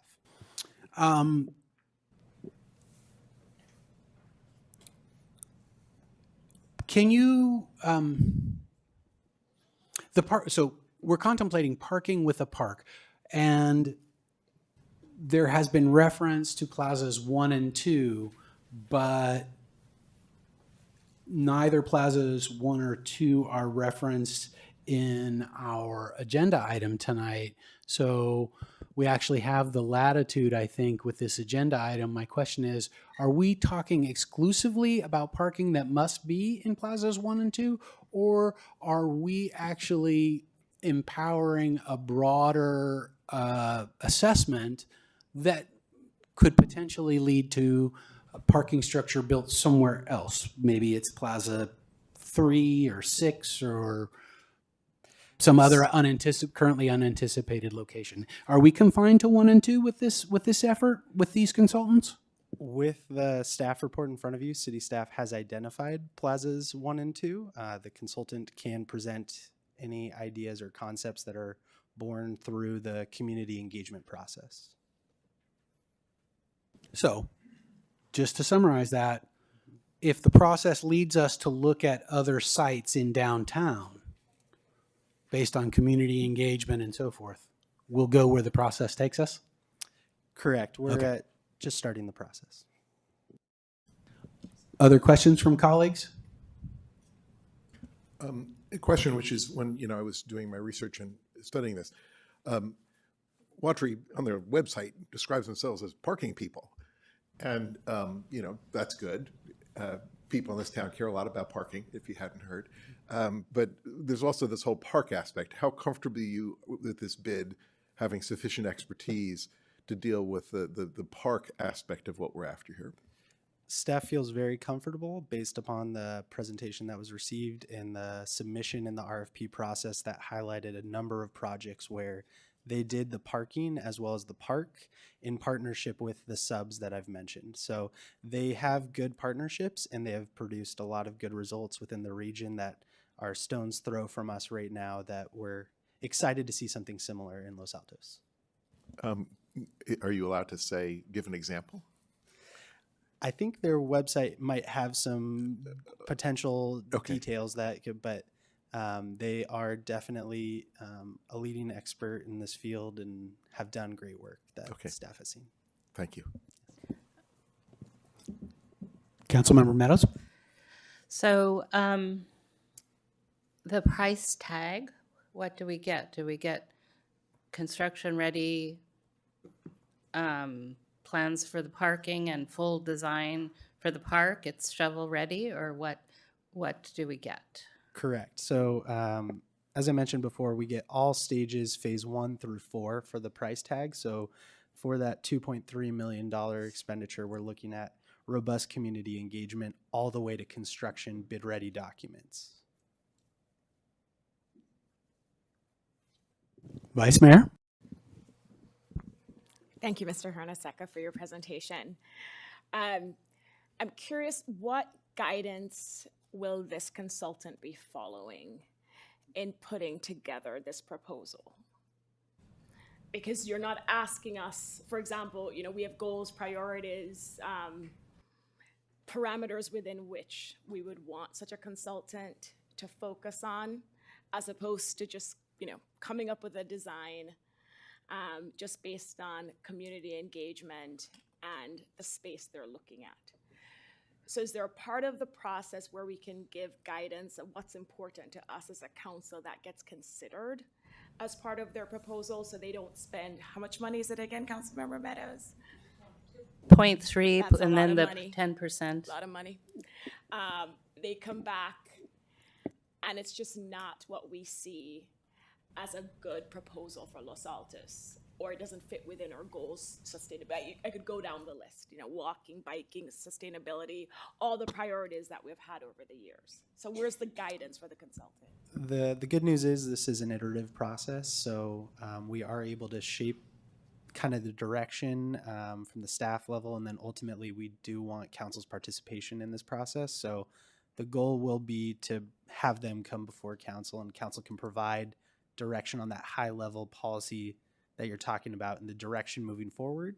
And we can find a way to make sure that we include that in the process, so council is included as much as we possibly can moving forward. Then I want to go back to Councilmember Lang's question, because, are we putting the cart before the horse where they come back to us and then maybe they're not the best consultant based on what we would like to see happen in our downtown, right?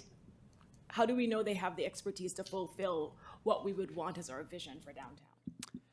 I think that they've shown on other projects that they've done that they have the expertise to be able to distill community visions and projects into the placemaking play aspects of a park as well as the parking.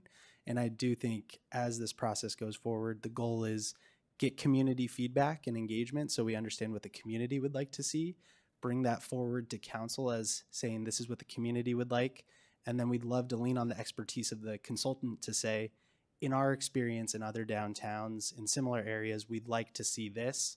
And this didn't come out in the conversations, but we'd like to present it as an option to City Council. And then obviously City Council, through this whole process, I have your guys' name quite a bit in this scope of services. You guys will be able to direct moving forward any decisions that are made. Thanks, Mr. Karnasek, and I hope in that timeline they come back to us sooner rather than later. Thank you. Other questions? Councilmember Lang or Councilmember Weinberg, do you have questions? All right. Seeing no additional questions from my colleagues, now we'll open it up to public comment. Roberta Phillips.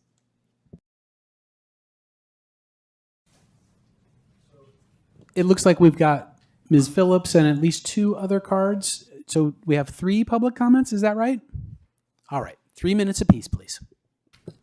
Hi, I'm Roberta Phillips.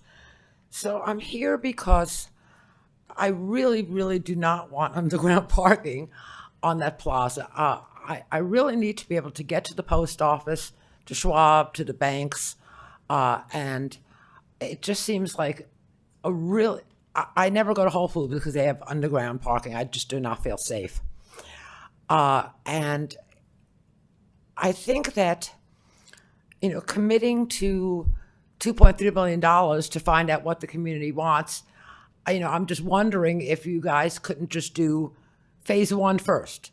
Do the community outreach, find out what, the people, the business owners, the people who run the businesses, who now sometimes, are not the landowners, want. And I also think that, having attended via Zoom or live, Parks and Rec Commission, which you guys are on, we've had a long-term plan to purchase land for parks. But we don't have a process in place of how do we do that. And we have $18 million right now in the Park and Lou Fund, and certainly will go up a great deal over the next couple of years as we meet our arena numbers, which it looks like we're going to do. And I think we really need to, take it in smaller steps to find out, because we don't know in relationship to the theater if they're going to be able to raise the money to build a theater, if you guys are going to give them $300,000 to do fundraising. We don't know if it's going to be all of parking lot 1 and 2, or part of it, how many parking spots there are going to be. And I do think that they do need more direction from council in saying, okay, we want 100 parking spaces. No, we want 200 parking spaces. We don't know, and it's just too many questions up in the air right now. As far as, is this something the community wants? Is this feasible? And believe me, I totally understand where Mayor Dale is coming from, because if we do create housing on parking lot 7 and 8, we might need to have parking someplace else, but it might be a parking structure. It might not be, so I think that we really need to have the flexibility and do some more exploration and find out what's going on with the theater and find out what's going on with your intention for your priorities, because you can't do everything in 1 year. So I just think there needs to be more thought and a better process for acquiring land or using land that we have now. So thank you for listening. John Bear.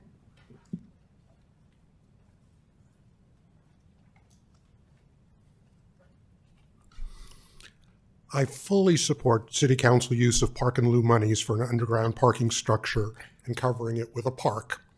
It's far better use of our park money than spending it on existing facilities. Please ignore all concerns raised by residents who speak on this issue tonight or in the future. Grant Park fans may protest, but you authorized $800,000 for an electrical upgrade. What more do they want? So what if there's no hot water heat and the kitchen has been condemned by the health department? Please ignore concerns that the buildings are antiquated and in poor shape. If residents want nice facilities, all they have to do is go to our $30 million brand new community center. The Walker Drive will do them good. Efforts to use Park and Lou money to add bathrooms to existing parks that lack facilities are nonsense. After all, there are plenty of trees that people need to address the call of nature. Garden House and Halsey House, they're both falling down due to the city's lack of maintenance, so why bother spending money to fix them up? Given enough time, both will collapse on their own. And don't worry, no one will care that Halsey House is a landmark that the city was required to properly maintain. A downtown park will serve the entire community, so don't worry about adding more parks in the rest of the city. Live near El Camino, residents should stop bitching and moaning about not having a park nearby. Ditto for other areas of the city. Residents just need to suck it up. Using city land at Loyola Corners to make it attractive and a destination, forget it. And certainly don't even think about using Park and Lieu money to buy land adjacent to the existing community center. Doing so would only encourage the library to expand their building and add needed parking. Please ignore those who spend $30 million plus, who say spending $30 million plus on the downtown park is irresponsible. So what if there's only $18 million? What could go wrong? After all, we commuted the community center on budget, sort of, and only had to take a $10 million loan. There will be no business disruption for the 2+ years of construction of businesses along Main Street. And frankly, who cares if most of them fail as a result? We all know that retail is dead anyway. The community owes you a big thanks for subsidizing the developers who build housing on Plazas 7 and 8. I'm sure they appreciate the pass on replacing 250 spots, which will be lost, and the opportunity to soon save $25 million in the process. Every resident of Los Altos should be proud to provide $1,000 towards our housing goal. No, it's not tax deductible, however. And please, while you're at it, commit another $20 million the city doesn't have toward a downtown theater using Park and Lieu monies. That way we are sure there will be no money for existing parks for decades. Just because you can doesn't mean you should. That notion is so old school. Ignore the critics, full speed ahead. Thank you very much. Maria Batista.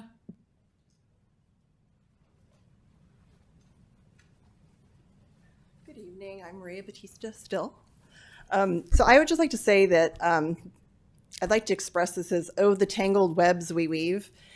One thing I'd like to note is that the concise, how we present things should be more thoughtful and concise. The RFP for this project very clearly states that Watry is being hired to study a park and underground parking.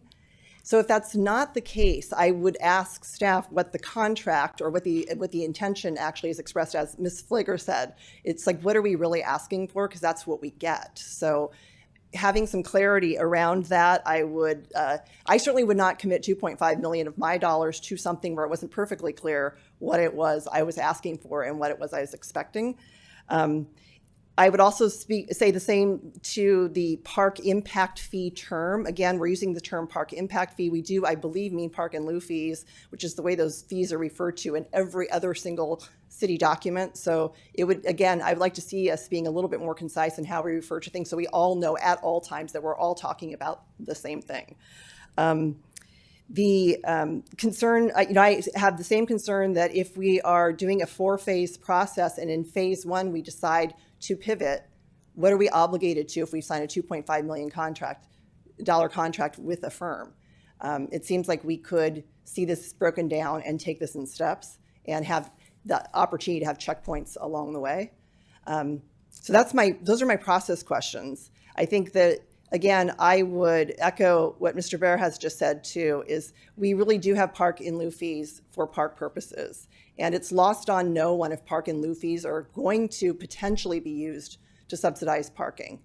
And I also think that this project too, if it in any way is benefiting the development of parking plazas 7, 8, that also should be something that's brought, discussed in a public way so that we all really understand how the web is woven. With that, I would also, just while I've got a minute, would advocate for looking at other parking plazas. Parking plazas 1 and 2 really don't make sense. Parking plaza 6 has historically and continues to be in our general plan highlighted as the location. It's where Main Street and State Street connect. It's where the Veterans Plaza sits, which many residents have always believed needed to be redone anyway because of its orientation. It actually creates a very dangerous situation for community gatherings. extending a park back into the area that abuts the former Costume Bank building that is adjacent to both the Farmers Market and State Street, where we already have a lot of community activity. All those adjacencies, anyone sort of spending time in the city recognizes that's what makes sense, and that area is the hub of the community. Thank you. Thank you, Ms. Bautista. Do we have any others? No? Okay, I will bring it back to council for discussion and eventual motions. Who would like to kick off the discussion?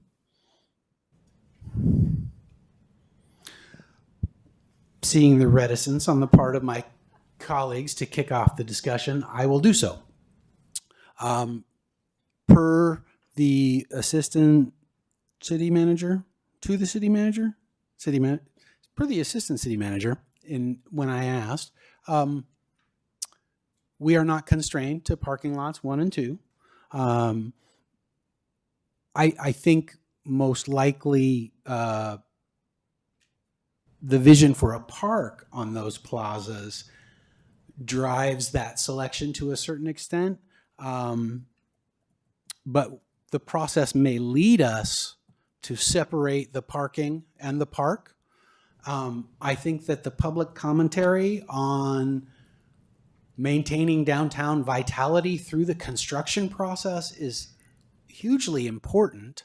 And I would emphasize in our contract with Watry that as part of the public outreach, they also have to do outreach to the business community to make sure that, you know, access and egress to existing businesses isn't burdened, that people have a place to park when objective parcels are removed from parking inventory for whatever time they're removed from the parking inventory.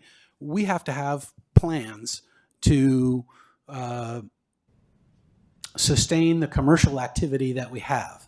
And to do that, we need to bring in those stakeholders. I'm really happy to see the executive director for Lava here. You know, I would expect the interaction around these projects to be both resident focused and business focused. Insofar as the resident focus will tell us what amenities are appropriate and what the community wants, but we also have to be mindful that many of our businesses operate on fairly tight margins, and even temporary disruption could be catastrophic. So for me, those are the important issues. I am absolutely not, pre-oriented toward underground parking.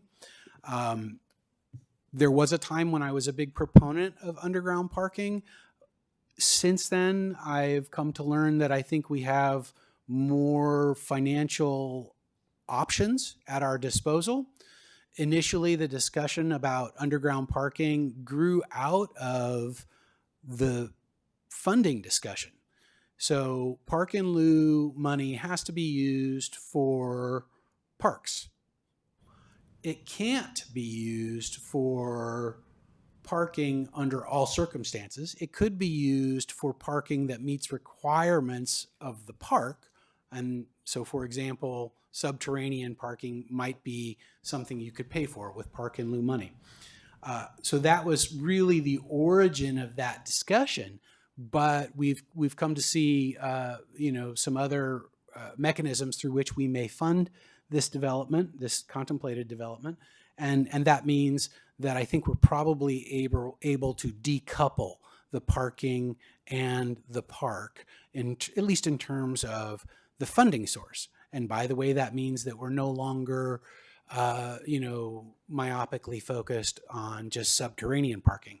And I will say that presents some very attractive possibilities for managing the vitality of our business during the construction phase, because the notion of creating a big pit in the middle of our downtown, even if the vision is beautiful, getting there would be pretty disruptive. So I'm very encouraged about where we find ourselves.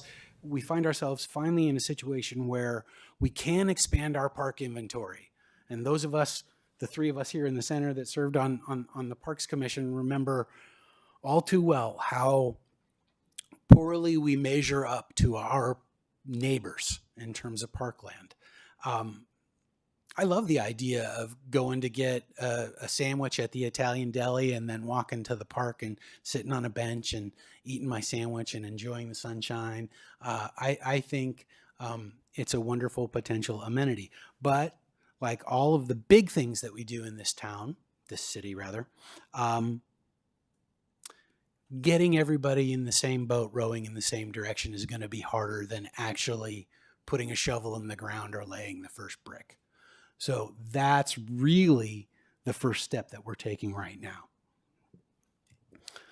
Colleagues? Everybody's quiet, almost too quiet. So I'm torn about this because on the one hand, we'll start with what makes me nervous. When somebody says to me, there's something inside this box and it costs $2.3 million, but it's really, really nice. But you can't really look very much in the box yet. Ooh, I don't really feel like I was elected to buy that kind of box. And so that part makes me nervous. And I think some of the comments made about phasing and so forth are quite understandable, right? Conceivably, we do the public outreach and the public unanimously says, hell no. And the notion of like, oh, I guess we're still paying for shovel-ready plans even though nobody wants it, right? I don't think that's what will happen. But that's a concern that well, we'll see if anybody shares that concern. On the other hand, in a sense, the boulder is rolling towards us, right? Because we have to do something with the other two, with the housing one, right? The clock is ticking. We have to do that. We are forced to do that. And I think we should do it, to be clear. I'm not right, but it forces the timing in any case. The timing is upon us. We have to respond to that. And it seems to me that that's going to start having consequences throughout downtown. It's going to move parking around. It's going to move where people go. It's going to sort of force a reimagining of the town.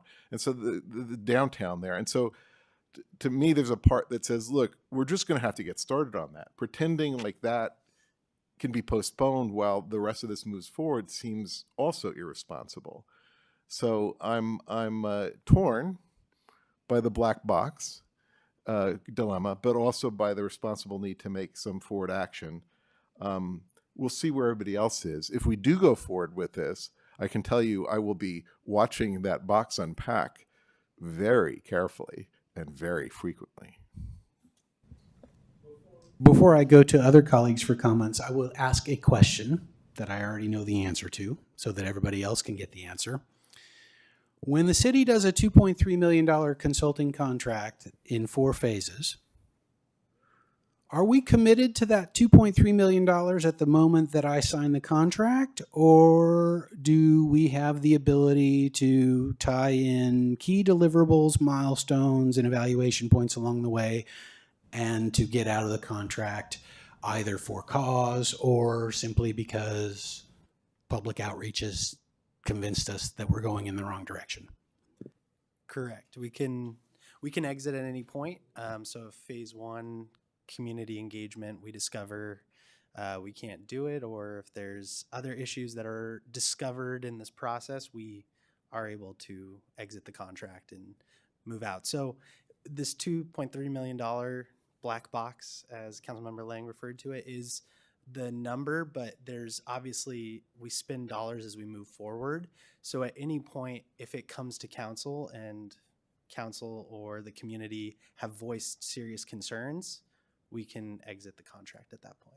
So we are having, we are talking about appropriation as well as actual expenditures. And if you look at the staff report, the appropriation is 2.3 million, but the budget is broken down such that, for example, in year 1, I think we're talking about a CIP hit of $500,000, right? So we are not going to put all of that 2.3 million at risk right away, for sure. Colleagues over here, do you have comments or questions? Yeah, this one is another difficult one.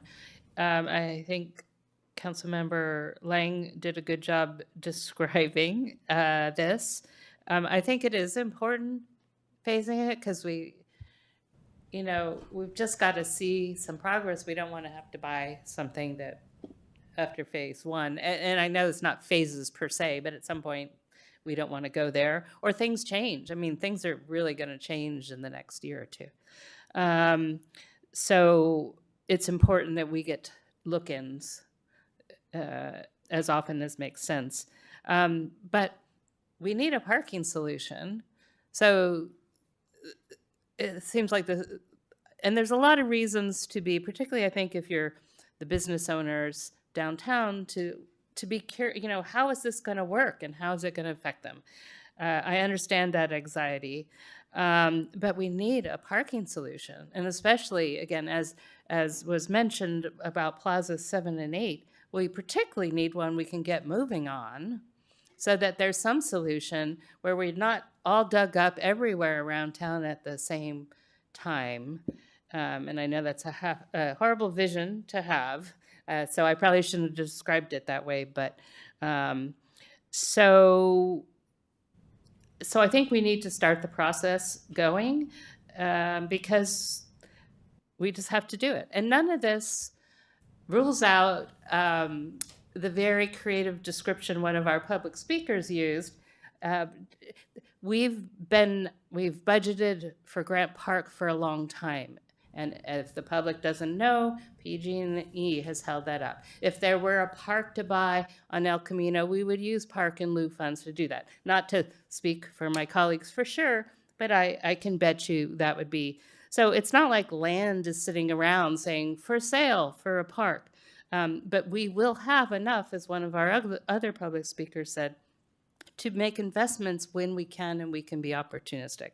But we just have to get moving on a parking solution, and it may, as we move through the process, we may decide on different ways to do it. But I just think we have to get started. Vice Mayor.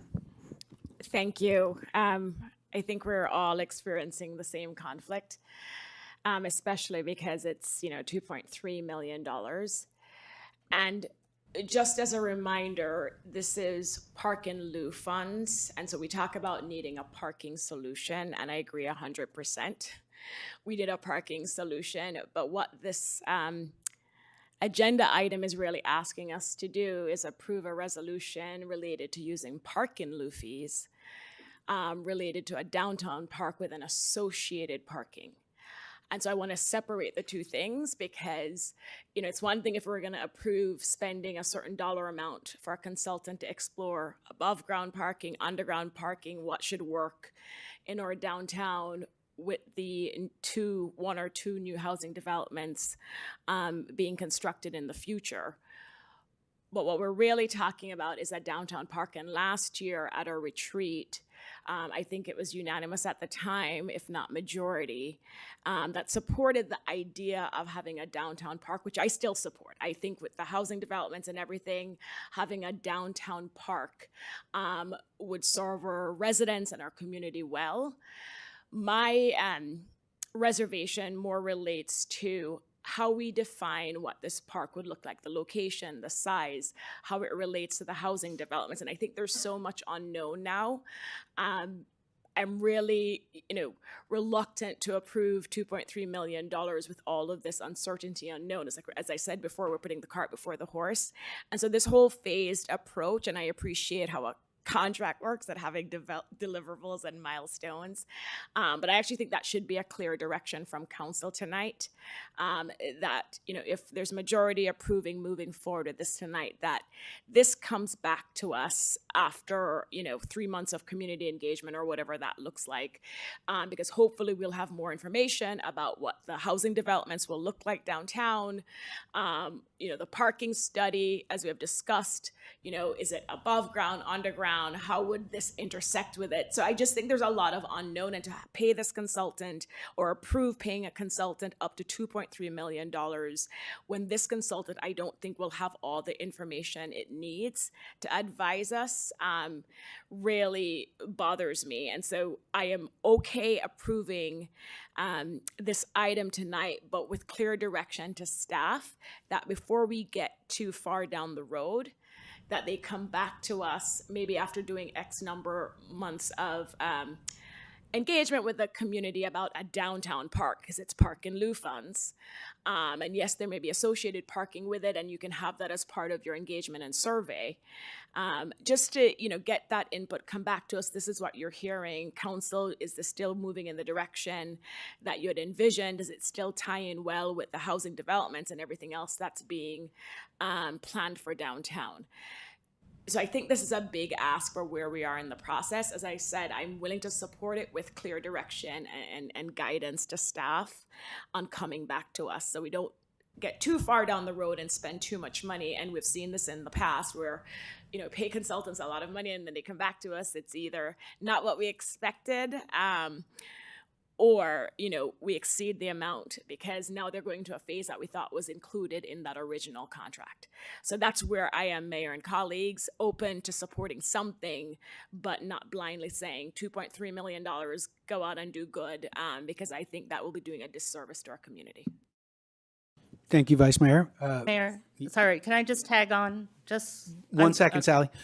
I'm going to go to you to tag on, and then I'm just let Councilmember Weinberg know that he's next. That's all. Oh, okay. And I just wanted, because it's relevant, and I appreciate the Vice Mayor's clarification. It's a park with parking. I completely understand and support that, and I've seen successful parks with parking before. So, so thank you for that. Okay, I'm done. Thank you. Sorry to interrupt. Councilmember Weinberg. Thank you, Mayor. So I guess this is going to be a night where I'm the outlier, because I'm the outlier in this conversation. I don't think this is a very difficult decision at all, quite frankly. Last year, the City Council approved the concept of a parking lot downtown, lots 1 and 2 with a park above it. Staff, I think, got the message that we were in favor of it, so they went forward with trying to turn it into reality. I don't believe that Jolie, Taylor, and Anthony have the ability to sit down and start drafting out plans that would bring us closer to making that a reality. I think in order to get there, we need to contract with professionals who are going to be able to get information, guide us, and put us on the direction that we need to actually have the professional work done that we will need to do once we finally approve something, assuming that we do approve something. It never crossed my mind that a yes vote on this meant we were not going to hear back from staff until 2.5 years from now, and they're ready to put a shovel in the ground. It didn't say it in the staff report, but having dealt with this staff, the modus operandi is for them to keep us updated. I think that if phase 1 shows that there are some real serious issues that maybe we hadn't considered before, that staff would bring that back to us rather than sweeping it under the table saying, oh, we can't tell them that. This is not a staff that has been afraid to tell truth to power, I really believe. There was an RFP put out. There were 5 bids. Yes, the number caught my attention, but I have every belief that based upon the RFP and based upon the number of bids that we got back, which by the way, we used to not get lots of bids like this. The fact that we're getting so many bids, that's really fantastic. There's a time where people didn't want to do business with the city of Los Altos. And I think that we have overcome an awful lot of that, although I'm hearing from the staff table over there that maybe we have work to do. In any event, it's a lot of money, but I find myself 100% in agreement with Mr. Bear, believe it or not. I think that it is absolutely a proper use of these funds to go ahead and move forward with the project. So based upon Mr. Bear's recommendation and based upon the staff report and based upon just the notion that if we say no to this, then when we approve a concept to staff, what are they supposed to do? The message that we would be sending to staff and more broadly to the community that elected us is, well, yeah, we'll be in favor of something, but we're just saying it. We're not really serious about it until there's money in front of us. And when there is money in front of us, we want to micromanage it. So I intend, based upon the staff report and considering the discussion I've heard tonight, I intend to vote in favor of both of these resolutions. I understand that not everyone on this dais will. I truly hope that we are not going to micromanage. I do look for, if we move forward with this, I look forward to staff coming back to us when they have the information they need to let us know where things are and to advise us that maybe if we need to pivot, this is the time to think about it. That's all. All right, Councilmember Lang. You may ask a question, and I would hope that you can do it with alacrity because I think we're about ready to move to a motion on this. Here's the question, which is there anything about the source of funding, namely the park and lieu fees, that would constrain the kind of ideas and solutions the consultant could bring back to us?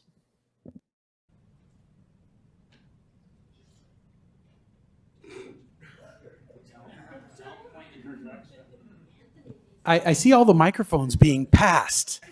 Come on, somebody's got to answer this. Yeah, so certainly any expenditure would have to be legal in line with park and lieu. When council has discussed this previously, there may be costs that can't be borne by the park impact fees. And if that's the case, we would make that part of a staff report for council to make a determination on.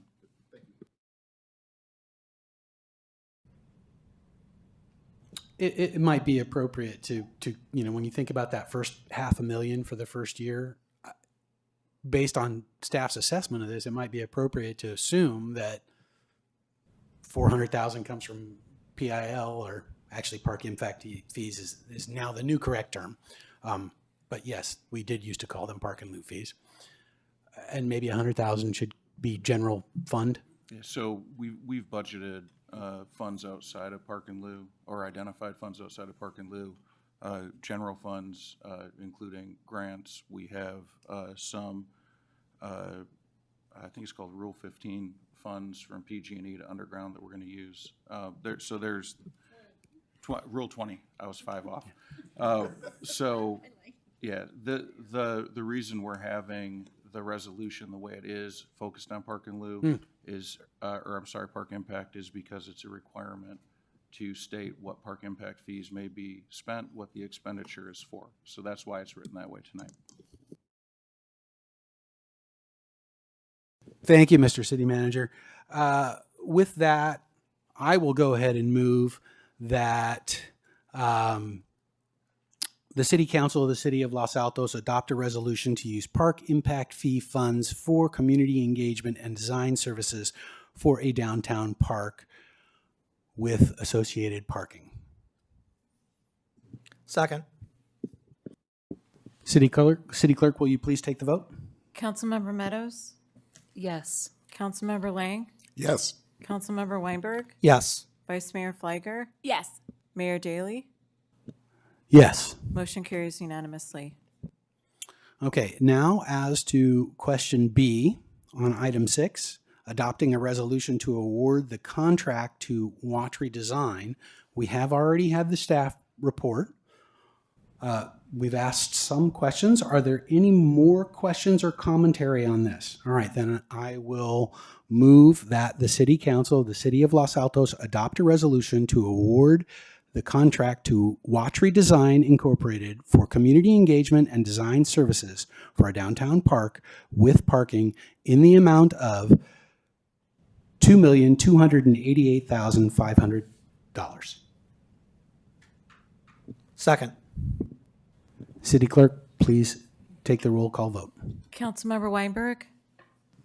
Yes. Councilmember Lang? Yes. Councilmember Meadows? Yes. Vice Mayor Fleiger? No. Mayor Daley? Yes. Motion carries 4-1 with Councilmember Fleiger in dissent. All right, next item on our agenda is the City Council accountability policy. I'm going to look to my colleagues before we take up this item just to see if we need to have a couple of minutes break or not. Is everybody okay to take on this one? And then when we're done with this, we'll sort of do a level set and see where we are on the agenda. I think I'll stand for this one, at least for a little bit. Okay, that's great. All right, so City Council accountability policy. Do we have, is staff going to review the report or? Mr. Mayor, no, staff doesn't have a formal presentation. You have the information in the packet. Fair enough. We have all read the packet. I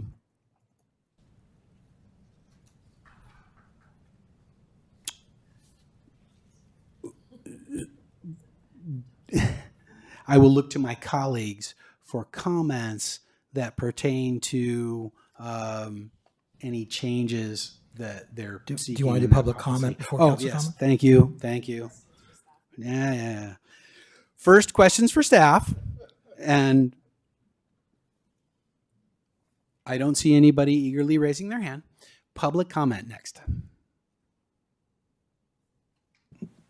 All right. Okay. Seeing no public comment, I will entertain comments from my colleagues about the norms themselves.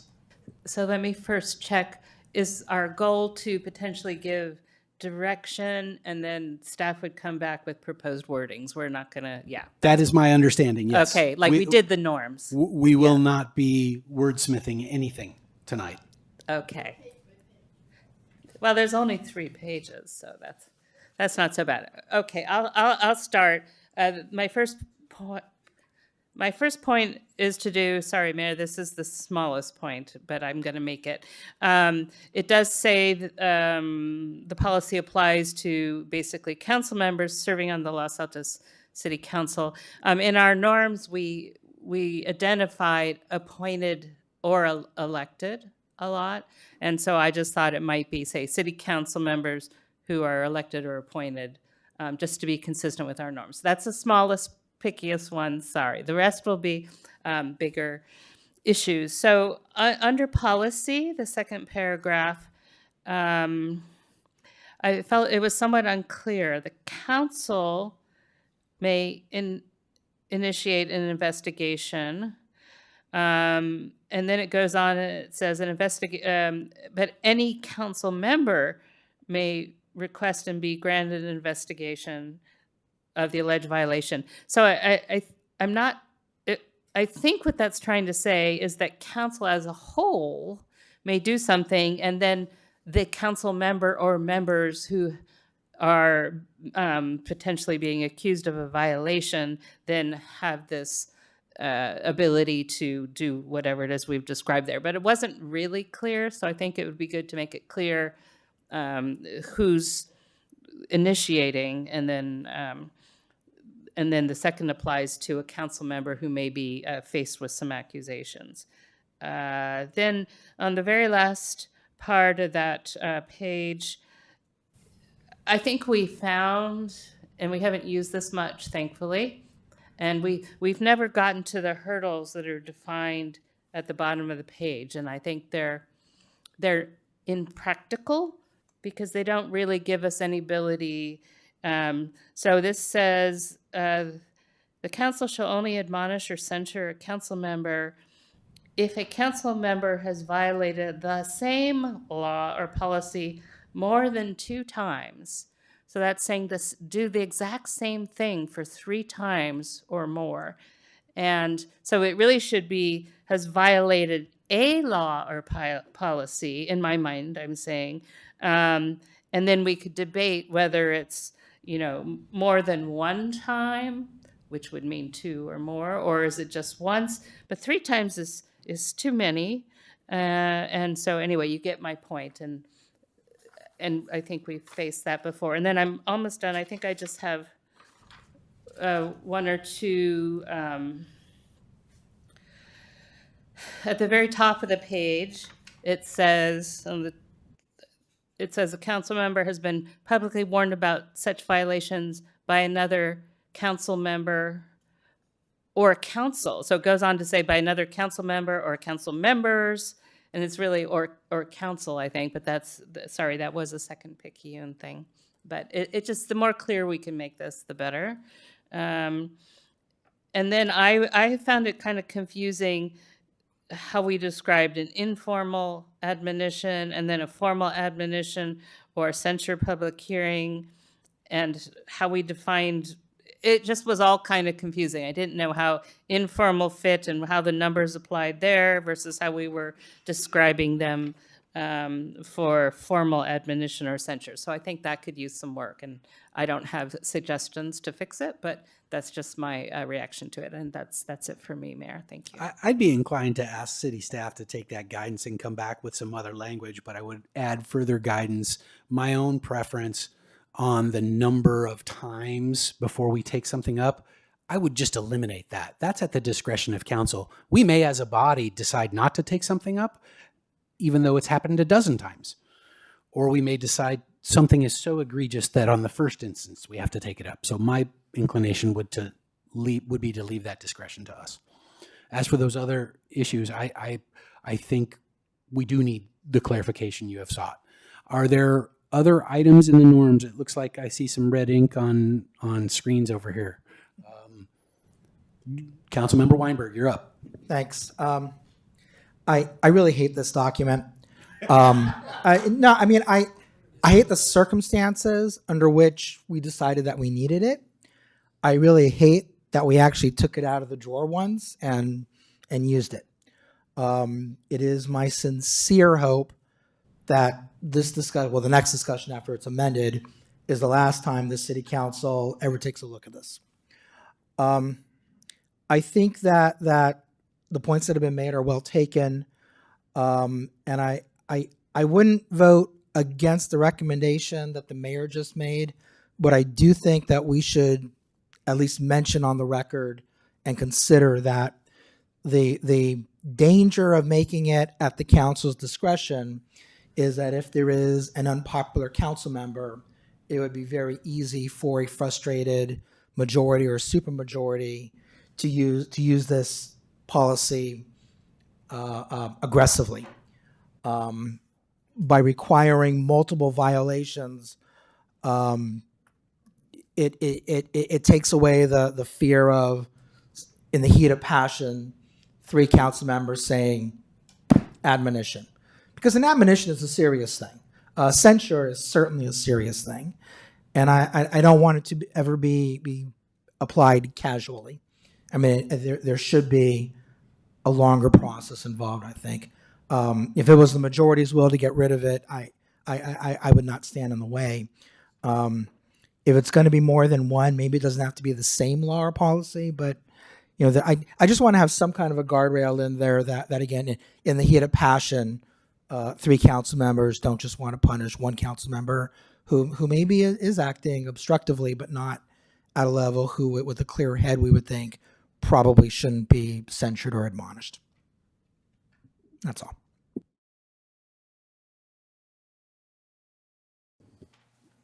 Thank you. I think those are good concerns. I don't know what the appropriate. I agree. We should have something in writing that reminds us that these are serious considerations and not to be taken frivolously. But at the same time, I don't want to tie our hands. So I'm open to language that reminds us that this is not a frivolous undertaking when we do an admonition or censure, et cetera. But I don't want to have to wait to watch a council person do something 3 times that after one time they should have been told not to do it again. All right. Do we have other guidance for staff, council member or vice mayor? Thank you, Mayor. And Councilmember Weinberg is raising points he and I discussed because we were Brown acted on this item a couple of years ago when we were working on the accountability policy. And so I'll start where he left off, which is I do think we should keep the formal admonition and the censure policy as part of a public hearing because it is at a different level. And so I wouldn't change that either. And the informal admonition, I am fine the way it's drafted. I mean, we could do wordsmithing, but I actually think it's good to have the option of an informal admonition versus a process for a formal admonition and a censure. Going up to whether or not, it has to be a violation of the same law or policy. For me, it's the word same that has caused issues in the past because it's really hard to say what is defined as same. And if we take same out and we do require violation at least 2 times, I do think there may be scenarios where it's so bad that we don't want to give that council member one or two more times before we take action. And so I think if we give direction to staff, my suggestion would be to take out the word same, but then add language that gives, maybe for us, we could say it has to be supermajority if we're not going to give, the council member 2 or 3 opportunities. So, take out same, leave it as it is where it requires 2 violations of our law or policy, but then add language that says, obviously, supermajority, however, can vote on applying admonition or whatever it is, depending on the seriousness of the action or something to that effect. But I would support giving us the flexibility, as the mayor said, because there may be that one thing where we really need to take action and send a clear message that it's unacceptable. With regards to the investigation, I actually read it, and it is confusing, that second paragraph under policy. And so my proposal would be for us to add a clear sentence that says an investigation cannot delay action by council, because the way it's drafted right now, if the affected council member requests an investigation, it gives the impression that that could delay the process, right? And so I would support adding to that second paragraph a sentence that makes clear that an investigation, however, by the affected council member doesn't necessarily delay the process. And the counter to that is, well, what if the investigation discloses or shows something that the council wasn't aware of? Then that's something we'd have to deal with. But my concern is you have the effective council member asking for an investigation when it's clear from the evidence in the council meeting or whatever it is we're relying on that a violation occurred. I wouldn't want it to be dragged out. So those are my 3 suggested changes or clarifications for this accountability policy. And I'm still very happy we have it as a council. I hope, to Councilmember Weinberg's point, that we never have to use it. But it's good that we have it. It keeps us accountable, and it sends a clear message to our community as well that we're going to hold ourselves accountable to certain standards. And so I like having this policy, even though, to Councilmember Weinberg's point, I hope we never have to use it. Okay, so we have actually talked about a fair amount of guidance upon which I think we have some consensus, and then there's maybe 1 or 2 things that we need to tease out of the discussion and decide where we are collectively, right? And to me, that seems like the number of instances before council can act. We should have consensus on our guidance for that. And then, Vice Mayor, you mentioned maybe going to a supermajority if you remove the word same from that one clause. I'm personally opposed to requiring a supermajority for anything, because this isn't a 100-person body. This is a 5-person body, and you go from, 60% to 80%. Councilmember Weinberg. And just let me clarify, it's not, so we would remove the word same, because I do think that's troubling. I'm not opposed to that at all, but I am concerned about the supermajority notion. And what do you think I'm proposing for the supermajority notion? I don't care what you're proposing for supermajority. I don't like supermajorities. Okay, so just in case I can convince my other colleagues, what I'm proposing for the supermajority is, if there's a violation that has only occurred once, and we believe that it's serious enough that, we shouldn't allow it to happen more than once, a supermajority could vote for council to take action. So that would be when a supermajority would be triggered. It's council member does something that violates the law or policy. We don't want to give them another opportunity. I have an idea. I would probably go along with the supermajority if we did something like more or less leave the wording as it is, but then say the need for repeat offenses can be overridden by a supermajority, so that the supermajority can act when it's really egregious and needed, but otherwise we're more or less sticking with what we've established.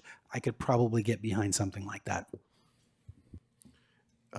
Couldn't a majority just change the rule?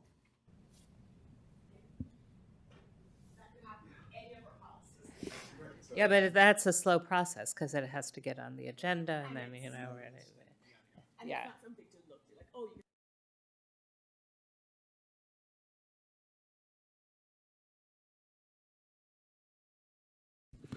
Councilmember Weinberg. So I think that the mayor and the vice mayor are saying the same thing that I was going to say. If there's a supermajority, then one violation is enough to trigger the penalties of the policy. However, if there's not a supermajority, if it's only 3, then it would require.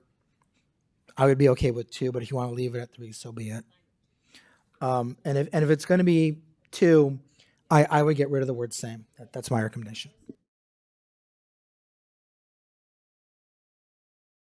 It sounds like we have consensus on 2 and getting rid of the word same and allowing a supermajority to overrule that. Is there anything else that we need to reconcile?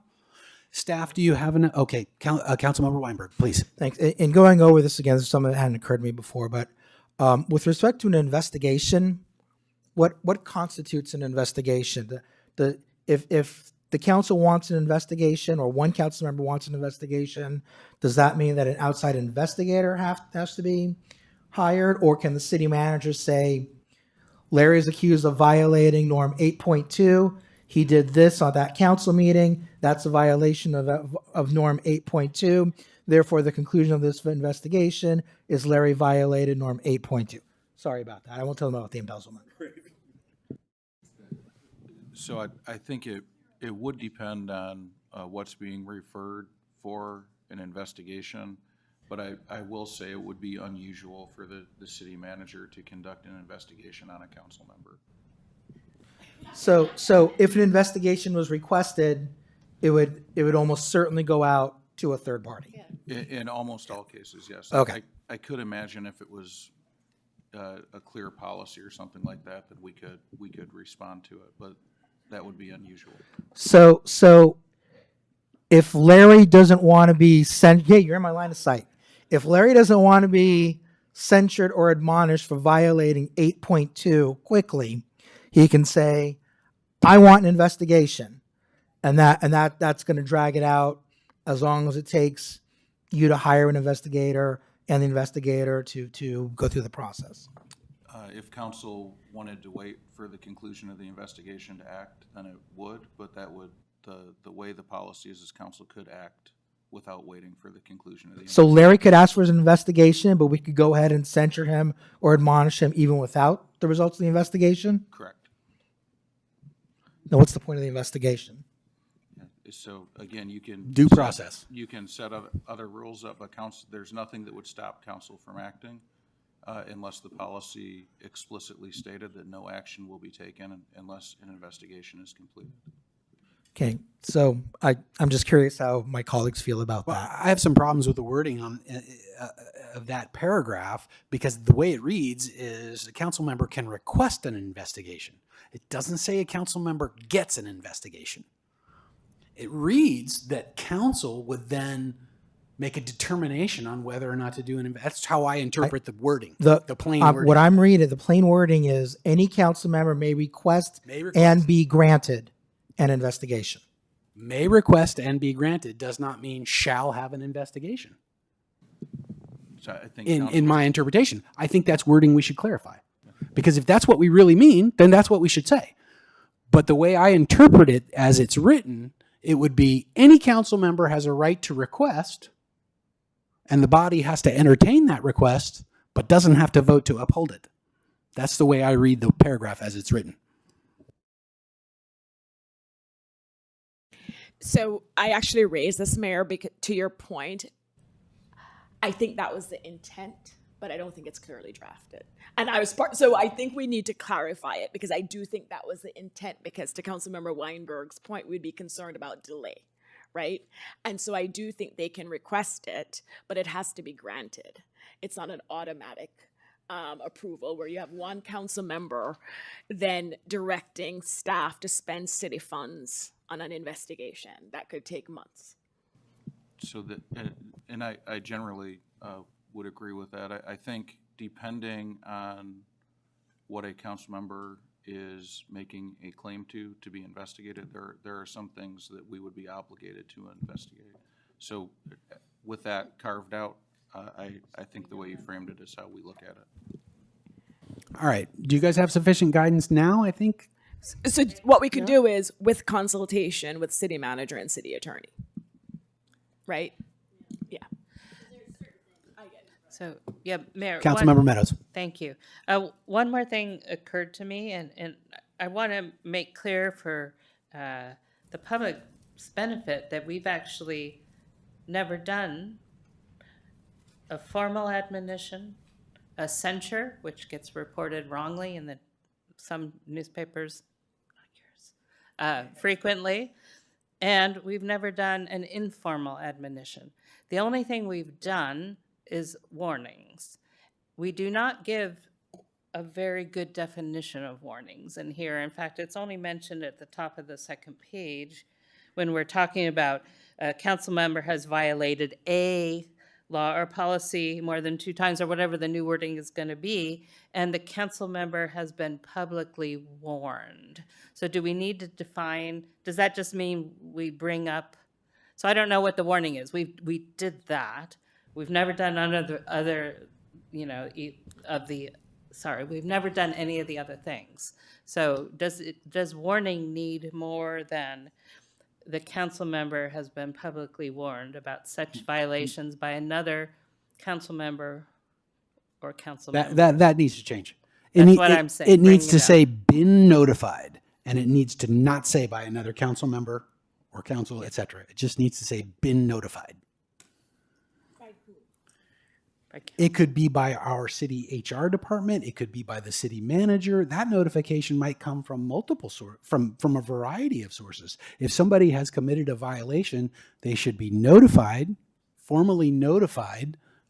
But the notion that I somehow, or Jonathan or Nisa, would be obliged to talk to Sally about her egregious breaches of conduct that she's so guilty of. Or right, Mr. Especially 8.2 Larry, over yeah. there, right?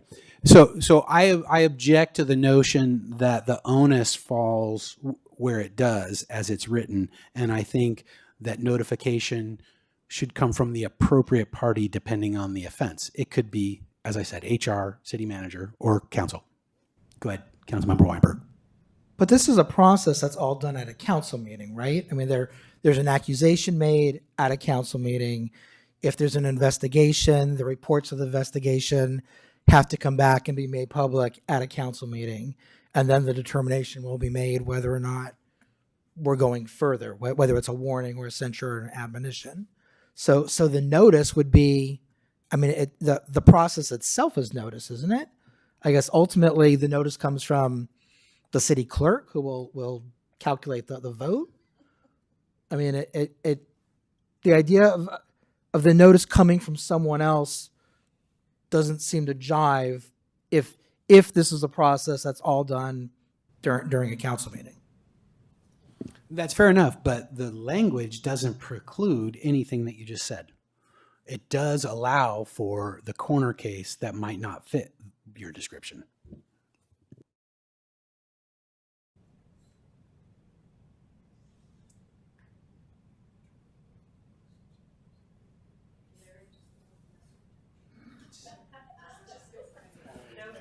Yeah, I feel like if you've ever gone into a taco shop and there's a telenovela playing, and you're like, man, this has been going on a long time, and I'm not sure I understand all of it. So, This is the council's version of hazing. So welcome. yeah, okay. So I hope never to be on the receiving end of any of this. I'll behave as best I can. So, Mayor, how I think this was drafted is there's 3 types of potential actions, but each action could be formal or informal, and each has its own path. So I think based on the comments, we can try and come back with a cleaner version. My assumption is there will be a second round of direction given, but I think based on the conversation tonight, we can come back at the next meeting. I'm fine with that. Is everybody okay with that so far? All right, that sounds good. We're going to take this opportunity to do a little check-in with the agenda and see if we're going to be able to get through the rest of it. Let's see here. So we have term limit consideration, number 9, childcare subsidy, number 10, and then information item 11. More or less, we have basically 2 items, and I think they're not trivial. They'll be serious discussions, but I think we can manage in the next couple of hours to complete the agenda. Does anybody have concerns about our ability to complete the? Okay. We're going to go ahead and take a quick 5-minute break now. Thank you.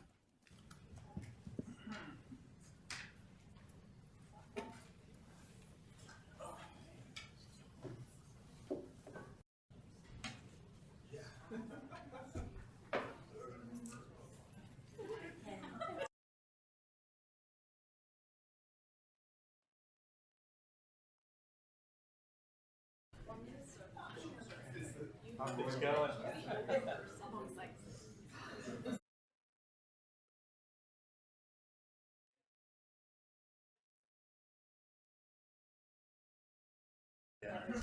Yeah, the eyes are glazing over big time. It started out.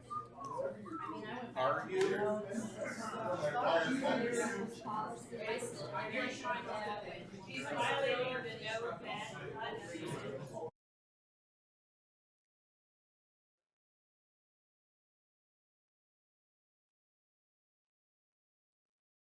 Larry, why is it all? Why is it all?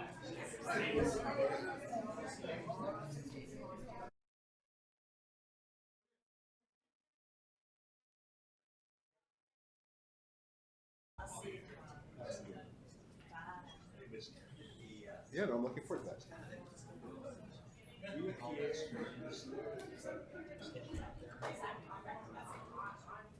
Nobody's commented on the pink. What's that? Nobody's commented on the pink. They did out.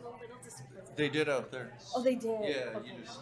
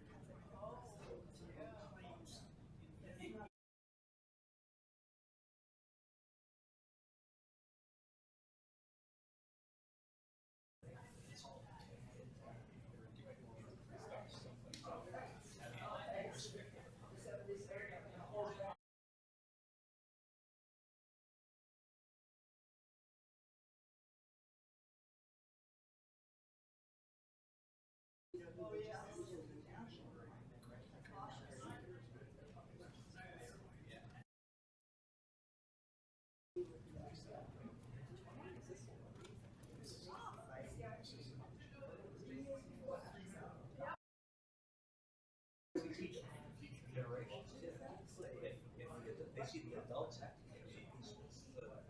You know, what's the stop generator? It's a nice course or a rusty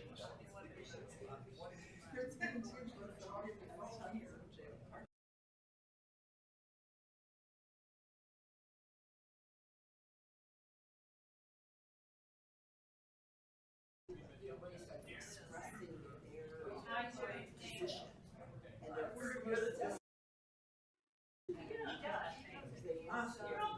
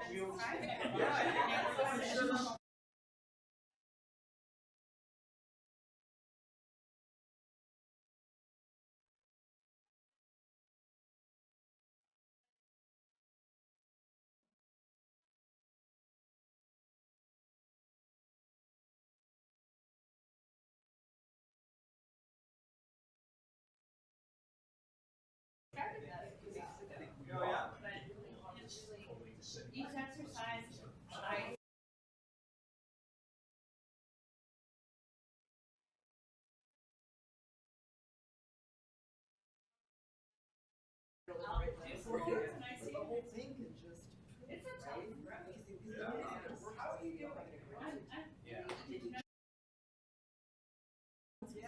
I'm surprised that we're making progress. It's, I was telling Kate, it's already starting. I'm making progress, but it's tough.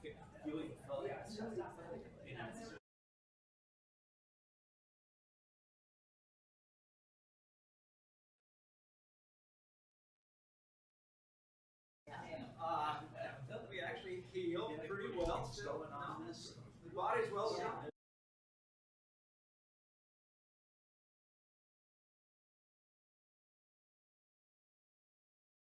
Problem, you bounce back. It's only like 30 some years younger than I am. Don't have that same expectation.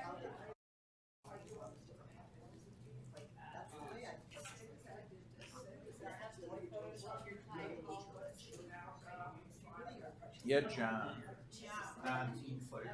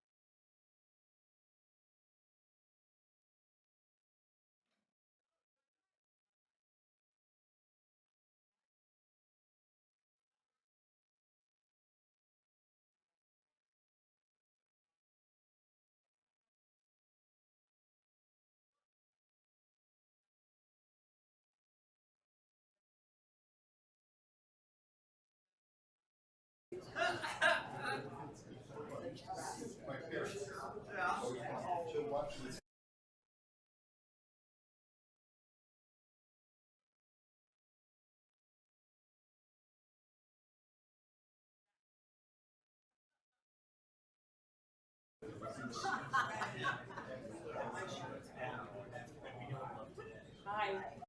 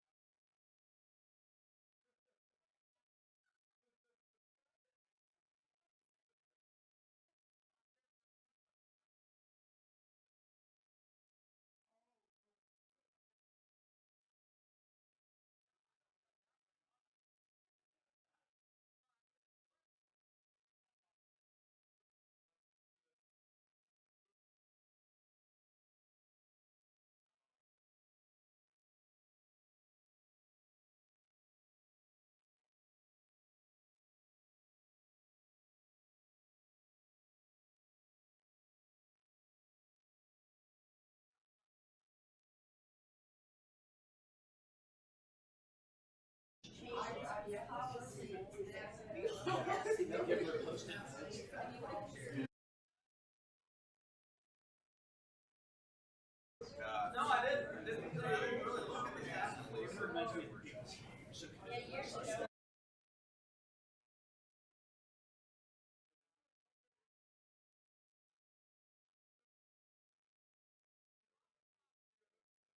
Okay, we're going to go ahead and reconvene. So if I could get everybody to regain their seats, please.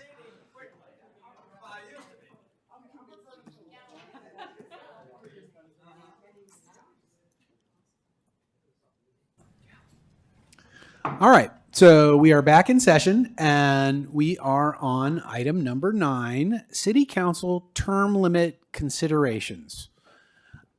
We have a brief staff report.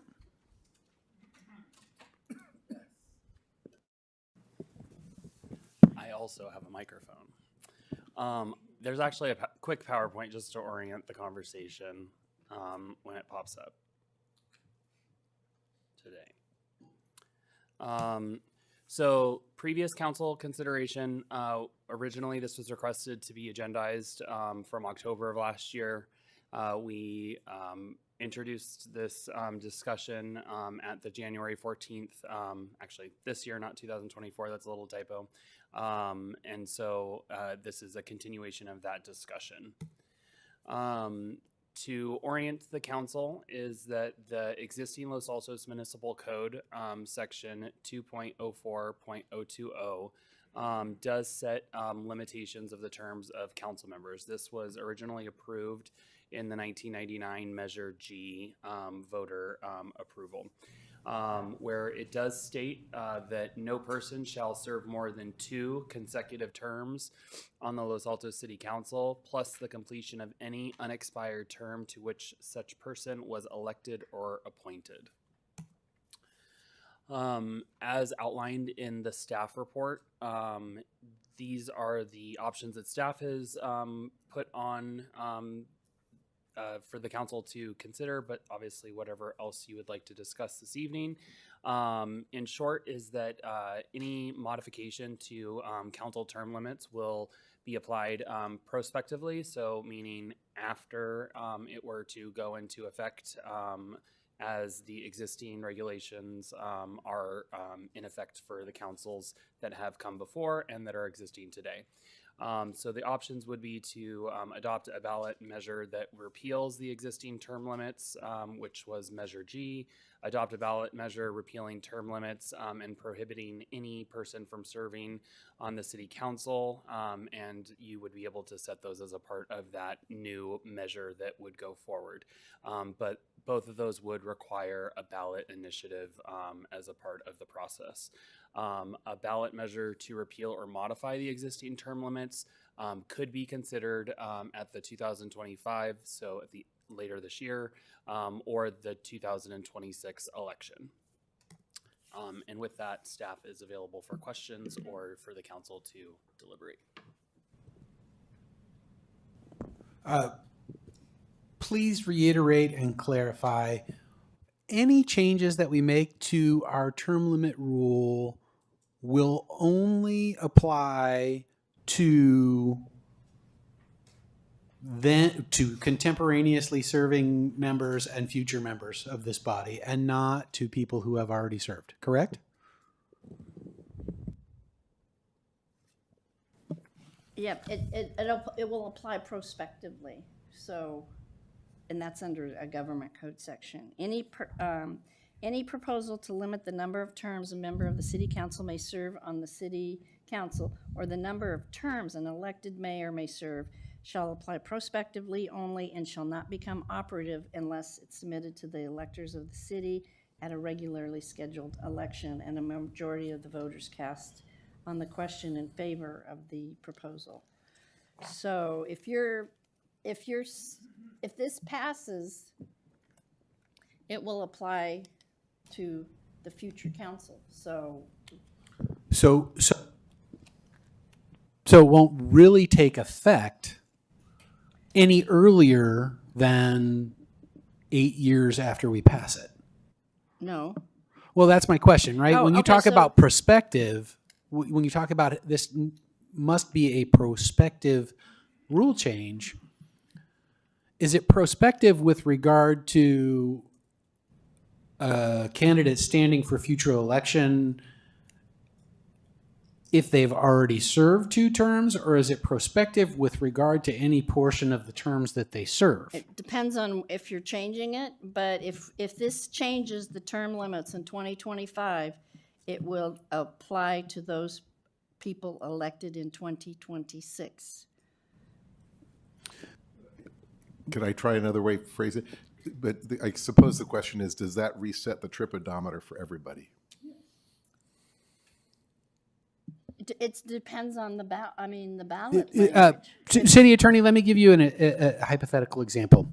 Let's say my colleague Nisa in 2030 decides to run again.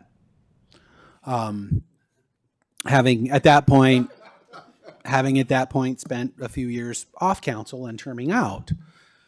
If we make this rule change between now and then, does she get a fresh 2 terms before she's governed by that rule, or does it depends on what your ballot language is going to say. Is it going to be, right now it says you have 2 term limits, and it has been interpreted that you get to sit out 2 years and then you get to run again for another 2 terms.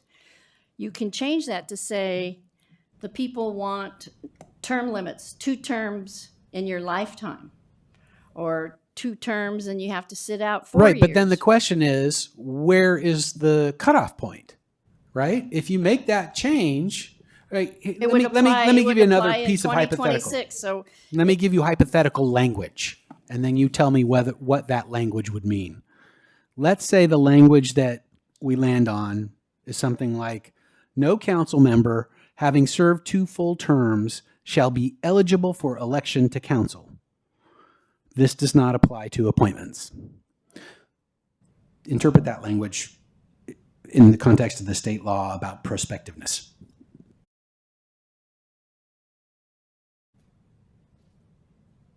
So if you're finishing up your 2 terms, you don't get to run again. So let me just attempt to clarify. So Jolie, let's say, and I'm going to use the language the mayor just used, let's say that gets past 2026. In 2026, presumably I would have already completed 2 terms.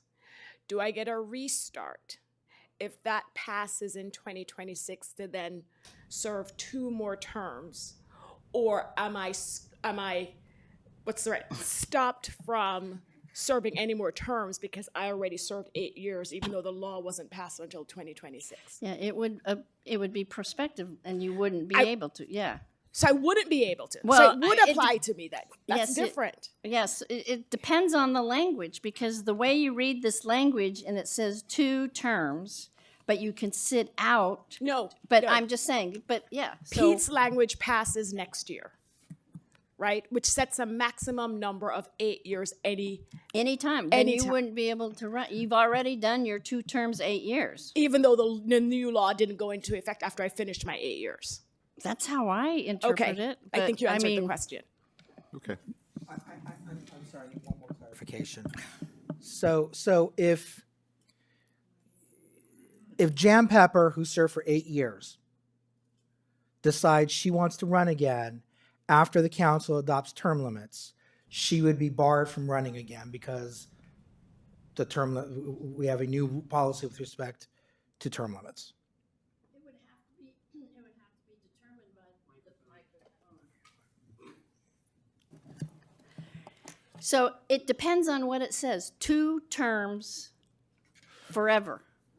And she's already served her 2 terms, even though it applies prospectively. So we would have to make some sort of determination, like in the last ballot measure, that you could sit out and then still re-trigger it for another 2 terms. But maybe to ask it a different way. In theory, it's possible to write language if past 2025 would prevent Jan from running in 2026. Language TBD, we're not going to try to improvise it here, but at least in theory, it's possible to come up with language that would turn what was a 2-term, then you got to sit out, to a 2-term lifetime change if we got the words right. Yeah, that's how I see it. I've looked around at some absolute limits on term limit, and they say in a lifetime, or they have language like that. So if you just need to give some sort of direction on what you want, because when you read Measure G, people said, oh, well, this just says 2 terms, and where does it say in Measure G that you can sit out? And then that was in the city attorney's analysis. If we have consensus to go down this route, we will basically be saying, here's what we want to achieve with the language, please make it so. And then you'll come back to us and we'll have another bite at it. And then ultimately it will go on a ballot to residents. If we get that far, we may not. So we're on questions, right? Yes, and the next thing will be comments from right. So my question is, when I look at, because I feel like Measure G, the 1999 thing, I believe we'll have a speaker regarding that a little later, was the most recent thing that went to the voters, right? So, so Measure G, the vote yes on Measure G, explicitly talked about the sitting out. A person could sit out until the next election and then run again should he or she choose to do so. But the ordinance that actually was adopted before the election, the ordinance only said no person shall serve more than 2 consecutive terms on the city council plus the completion of any unexpired term, but didn't say anything about, so the ordinance wasn't consistent with the ballot language as far as I can see. And yet almost everything, it seemed to me, and please confirm if it's true, almost all the attempts at this, and I was surprised from this history how many attempts there were to clarify this, because it's difficult, really.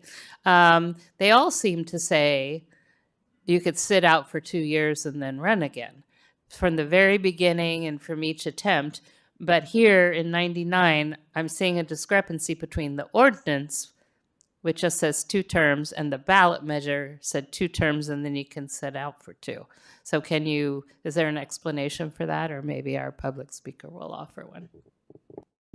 Well, the sitting out doing two terms and then sitting out a term 2 years and then running again, that was through the city attorney's impartial analysis that I think reflected the council's direction at that time.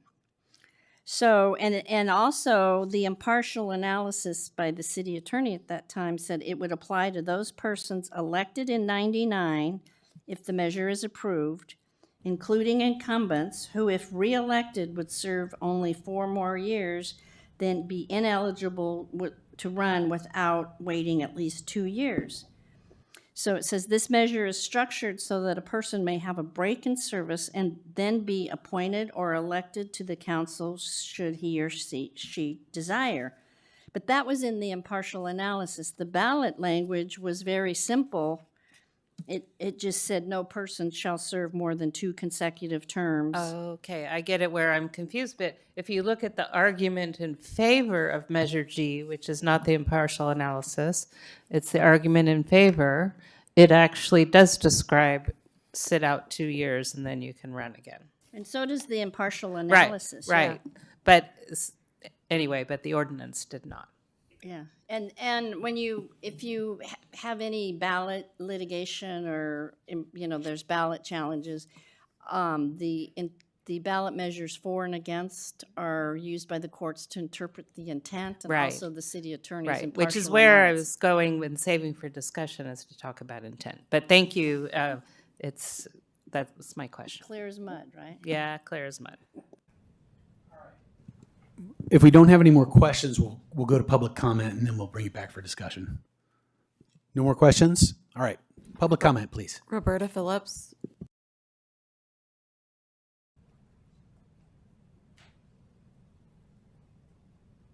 Hi.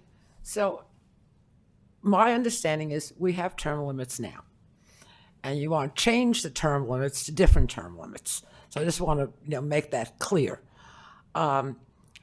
It seems as though you're sort of cutting off your nose to spite your face if you do that, because we already have term limits.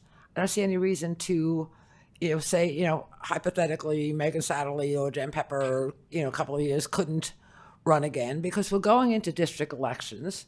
So we don't know, as Larry had mentioned the last time this was discussed, we don't know what's going to happen there. And if we're going to have people, being able to step up, or we want somebody, go back to Denise and beg her, please, please come back again or whatever. And I would prefer that you did not change anything. Measure G's in place, leave it alone, don't spend money. If you do it, please don't do it in 2025 on an off year, because, having been through several elections and spoken to Santa Clara Richard, it's much more expensive to do it in an off year than it is to do it in a 2026 election. So that's something that you should ask about, is how much is this going to cost us to do this? Plus you're looking at the, charter city stuff that's going to come into this as well that you need to consider. So I would just say, if it's not broken, please don't fix it and spend a lot of money trying to fix something that's not broken. Thanks. King Lear.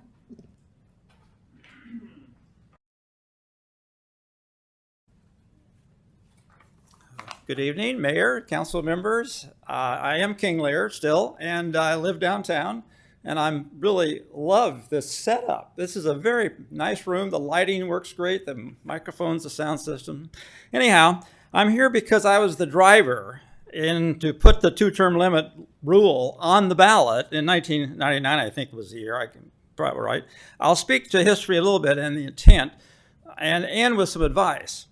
When I joined the city council in late 1997, there was a rule in the council norms that council members would agree to a 2-term limit. And it held, although some people really hated it.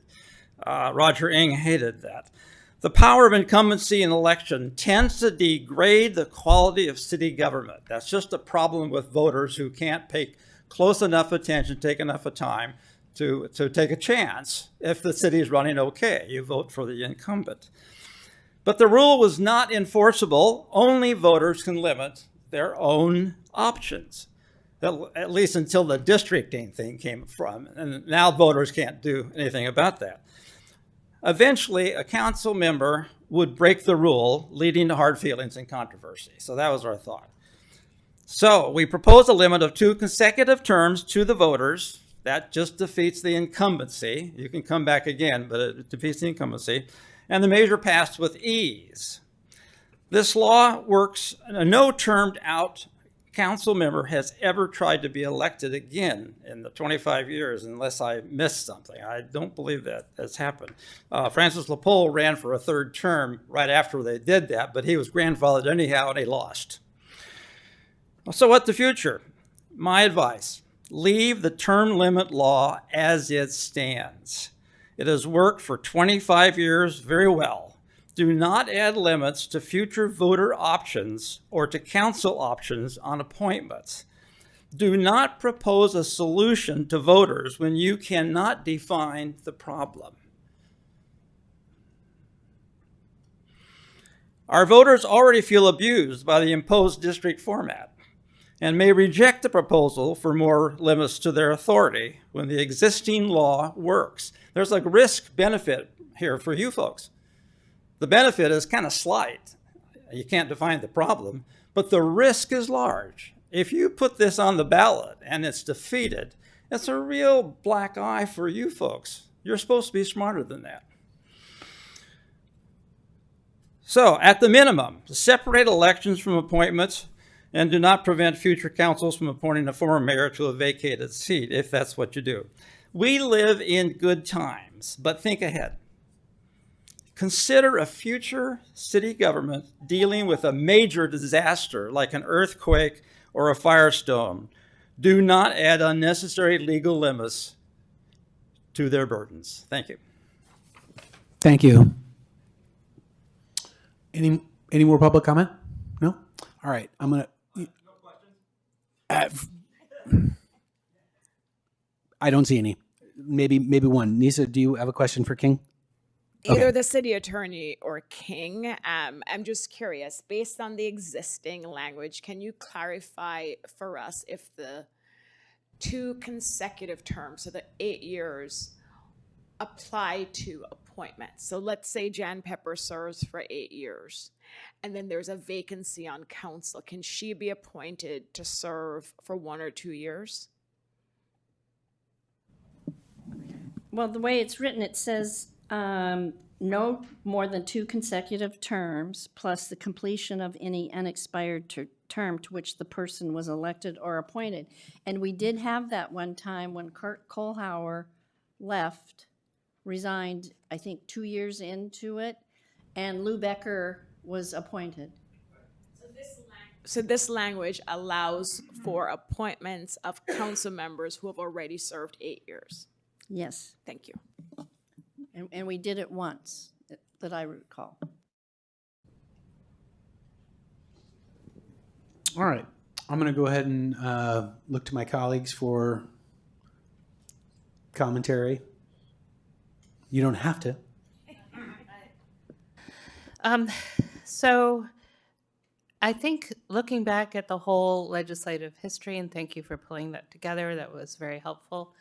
It was clear, although there was some inconsistency with whether it showed up in all the places, it was clear the intent was over and over again was to allow council members to sit out 2 years and then run again. I mean, to me, that is clear.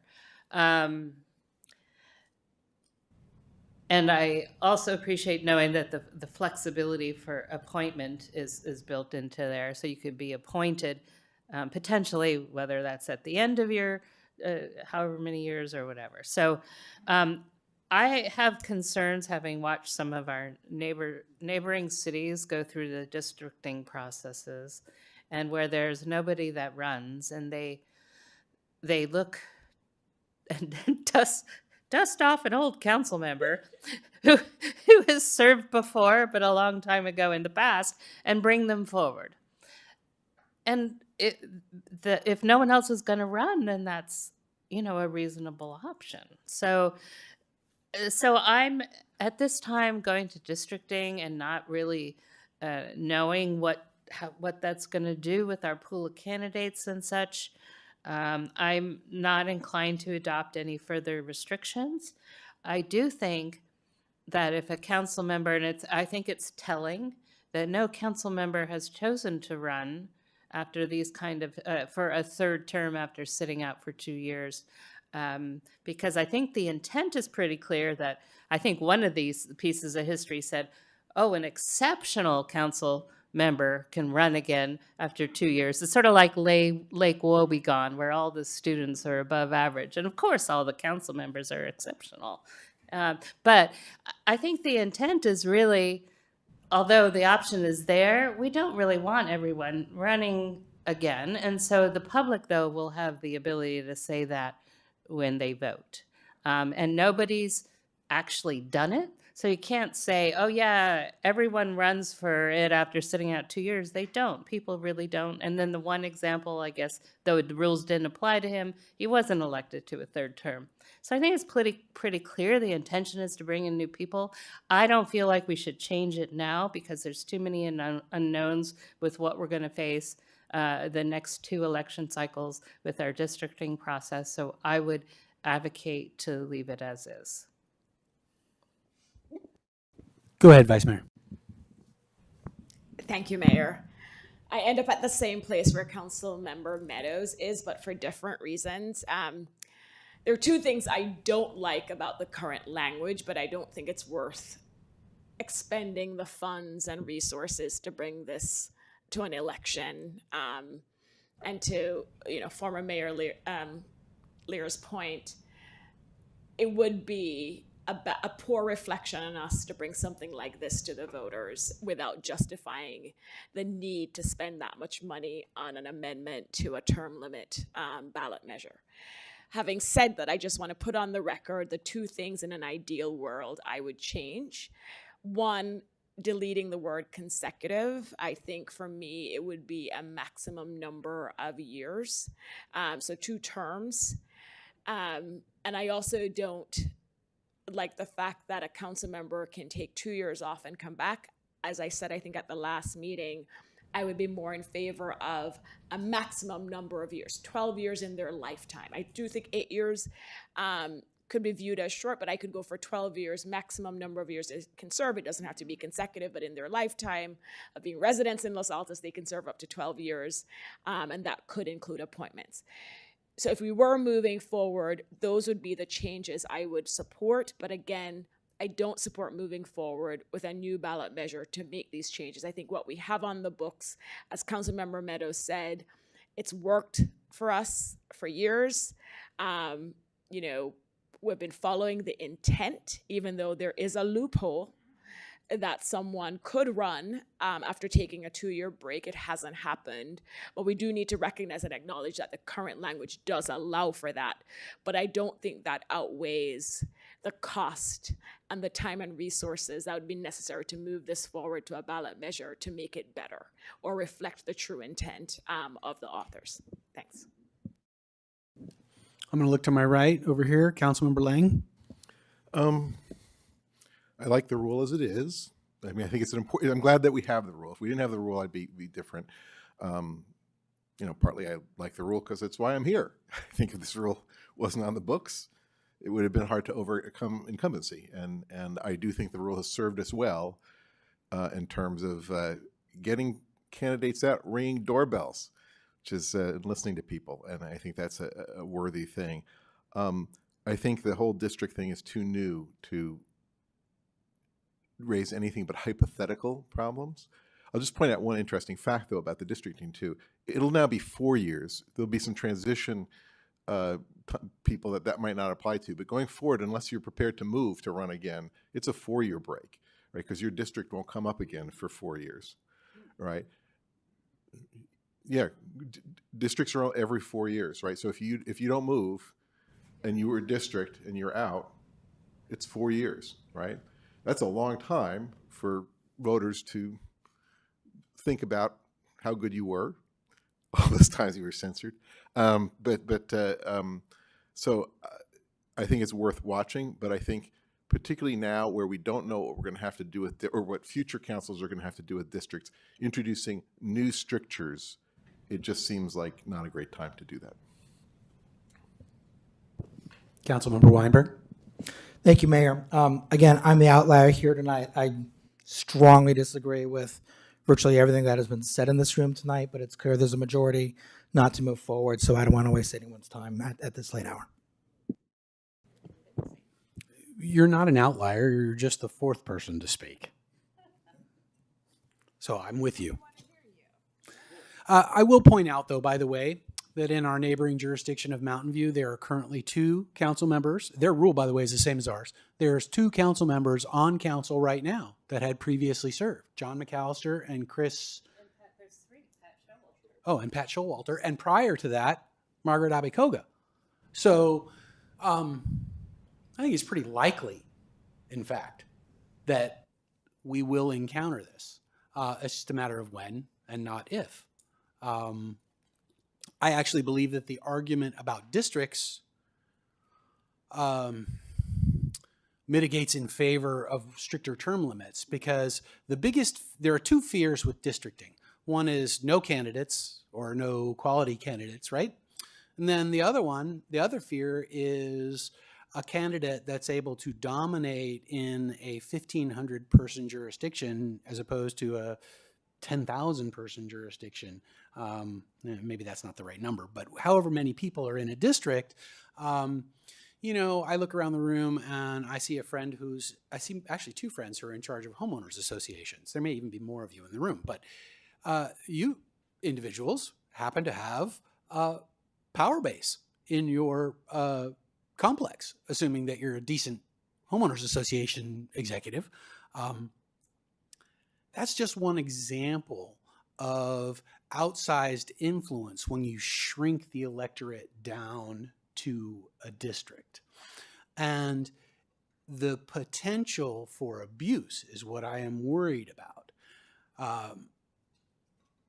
Yeah, it's hypothetical, but the hypothetical threat is substantial. Anyway, there isn't enough interest in pushing this forward right now. That's clear. So I think it's time to move on to the next item. Yeah, and as I tried to mention, so it does apply prospectively. So if you did it in 2025, it would be anybody elected after 2025, and it could remove that sitting out and just limit it to 2 consecutive, so or you could do it in 2026, and then it would be prospective to 2028. Yeah. I mean, there's a lot of different combinations. I think there are ways we could do it. I just don't sense that we have enough Yeah. desire as a body to go through that, particularly because it's not something that we here can vote on. We have to take it to the voters. How much? No, it's not worth asking because we don't have enough support for this. So I'm going to move on to the next agenda item. Go ahead, quickly. Okay. Number one, I think I just want to acknowledge that your concerns are legit. If you go back to the history, introducing at-large in California was a reform measure because people in wards and districts and precincts or whatever that in Chicago or whatever did exactly what you talk about, right? So it's not idle. I see what you're saying. I think it's not right. And then just a question to my colleague, Councilmember Weinberg. Did he do a sufficient job covering your concerns? Because I don't want to be deprived of your wisdom. Seriously, like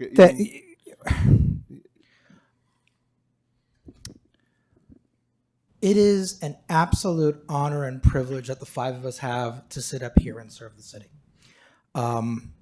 It really is, and I like this job a lot. I like what I'm doing. I like doing this more than I like the practice of law, and I like being an attorney. At the same time, I think that political bodies, especially at the local level, benefit from getting new ideas and new thoughts on their councils. And the reality is that incumbency is a huge advantage. And it's because incumbency is such a huge advantage that I don't like the idea of 2 years off and then you can come serve on again. I mean, that's someone who's running after having served for 8 years is going to have a very large incumbency advantage. And there's an example where that didn't help someone. I mean, there are incumbents who do lose. Okay, I mean, it happens. But the reality is that incumbency is a huge advantage. I think that because we are going to districts, it is more important than ever that we were to have term limits. simply because it is going to be much easier to exploit that incumbency at a smaller level. You're going to have made more connections because you're not trying to do always what's best for the city, but you're trying to deliver the bacon for your individual district. This council has in the past taken the position that we want new leadership, we want new ideas. Look at the commissions. I mean, we used to have a rule that said a commission chair could be reelected. And we got rid of that because we wanted different commissioners to sit in the chair and run meetings because we thought it was a benefit for the commission. Frankly, it's a benefit for the city. I think that the city would benefit the same way. Again, if I could serve longer than the next 4 years that I have the privilege of serving, I might consider it because I like being up here with you guys. I like talking to city staff. I like hearing from the public. I like setting an example for my kids. I mean, this is what I want to do. But I truly believe that change is a part of life, and that change is a positive thing. I also am skeptical of the argument that, hey, if it ain't broke, don't fix it, and let's have districts before we do anything, because if you find out that incumbency is even more of an advantage at the district level, then you're never going to change that. All you are doing is making incumbency an even more powerful tool. Thank you, Councilmember Weinberg. Unless Councilmember Weinberg or my remarks have changed anybody's mind, though, we're going to go ahead and move on. But for the record, I'm glad those rationales were put forward. Yes. You know, I hope that we're not in a situation to say, I told you so. I hope instead we can say, gosh, I was wrong about that. And I want to clarify my position because I do support term limits, and I think that's what I said several minutes ago, but I don't support moving forward. I don't think it's worth it, even though I do support term limits. Councilmember Weinberg made excellent points. I agree with most of them. I just don't think they justify us moving forward with a ballot measure at this time.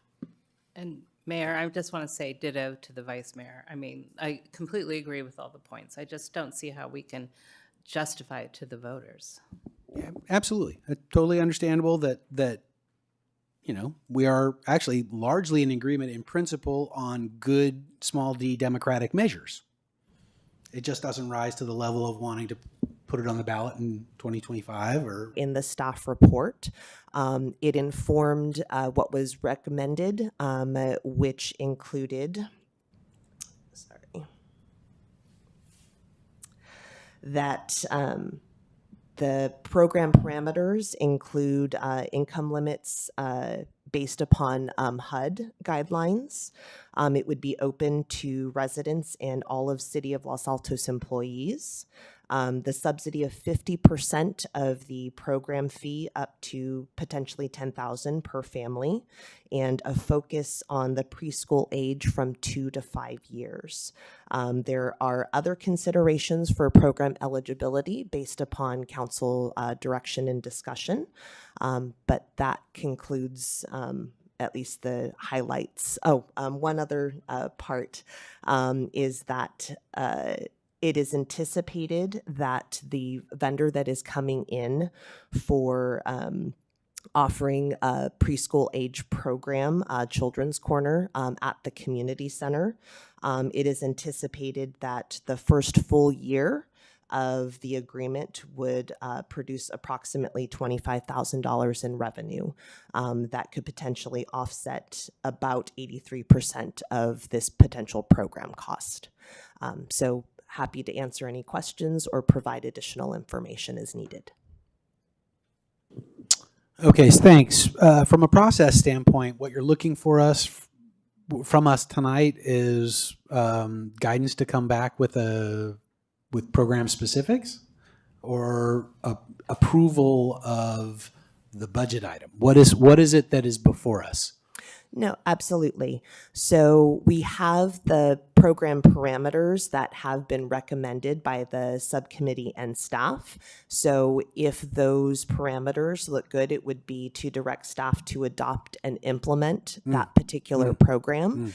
And we are looking, then we would then bring back or include the amount in operating for the next fiscal year to start the program to be open for application. So that for budget, that would be adopted for the next fiscal year operating budget 25-26. So for tonight, do we need to do a resolution? Yes, there was a resolution that was included in the packet.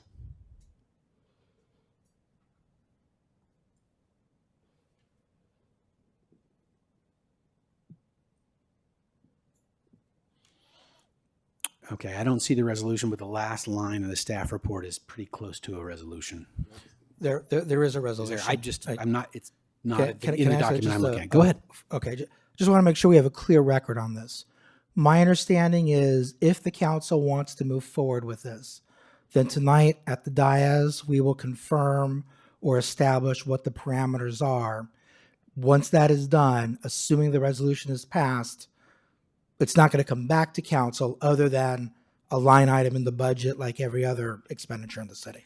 That is correct. Okay, thank you. All right, so public comment. Oh, more questions from the dais. Do we have more questions here? Yeah, sorry, I didn't mean to skip you. Sorry. Right. So I think I know the answer to this question, but I'll ask it anyway. So this is a county initiative, and it's a good initiative. Is the county kicking anything in? This may be for the subcommittee. And I meant kicking in a positive sense. And I can contributing.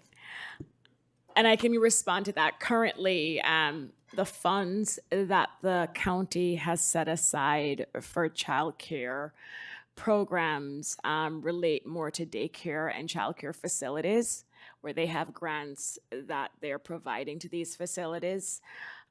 So currently there are no grants available, but I can tell you that they're aware that we're considering this tonight. And it's something I've talked to them about funding, and with all the what's happening right now with federal funding and the budget crisis that the county is going through, maybe this is not the year, but I know it's a priority for the Board of Supervisors. And so this is something that I think we should definitely go back to them next year and see if they can expand the grant program. They have to also apply to providing subsidies for tuition, for childcare tuition and daycare tuition. May I add on to that? I want to clarify that the genesis of this was not the county's program. I mean, everything Nisa said was right, of course, but Nisa and I decided to Brown Act on this, and then asked to become a subcommittee after the discussions we had regarding Tiny Tots, and both of us were concerned that while the families in particular that were before us may not have been financially challenged, there are financially challenged families in Los Altos, and is there something we could do to make sure that they're having access to those wonderful types of pre-TK programs? So that was the genesis of work. It wasn't because of anything the counties do. Now, obviously, what the county's programs and some of our sister cities' programs have informed our discussions. They have informed the recommendations from staff. But this was not because we wanted to be a part of what the county is doing. This was really, for me anyway, this process started after the discussion we had with respect to Tiny Tots. Thank you for that clarification. Let's remember that we're all still in questions right now. So are there any other questions for staff? I'm yes, not done, go ahead, please. Actually. So I'm just going to go through a little math here. It's simple math, she says with confidence. So 7 of the 15 cities in the county have programs that we looked at, and have childcare subsidy programs. But only 3 of the 7 focus it on just youth. 4 of the 7 are actually not age restricted. So did I get that correct? Is that correct? Okay. All right, that's all my questions.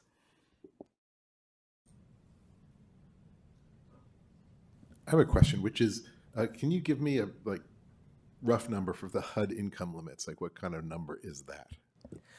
So they have, so it is based upon county. And in Santa Clara County, they have, let's see, there are 4 different levels below the median income level. So they have acutely low, extremely low, very low, and low. And it is based upon the number of individuals in the household. But as an example, if you are a family of 3, what is listed, and this is based upon 2024, which are the current levels that are out. The median income for a household of 3 is $165,850. Low would be considered 131,500. Very low would be 82,950. Extremely low, 49,800, and then acutely low is 27,000 or 24,900. And again, this is for a family of 3. So it goes all the way up to a household of 8, but they, depending on, and that could be direction as far as what level you want that eligibility parameter to be. So that's not that's an open issue for us to figure out. Yes. Which are those Could levels, for example? Because it just says HUD income limit. So the recommendation or the suggestion in this document is to use that framework rather than inventing our own, which of course makes great sense to me. Correct. But isn't really saying anything about whether it needs to be acutely low, or that's something for us to discuss. Correct. Thank you.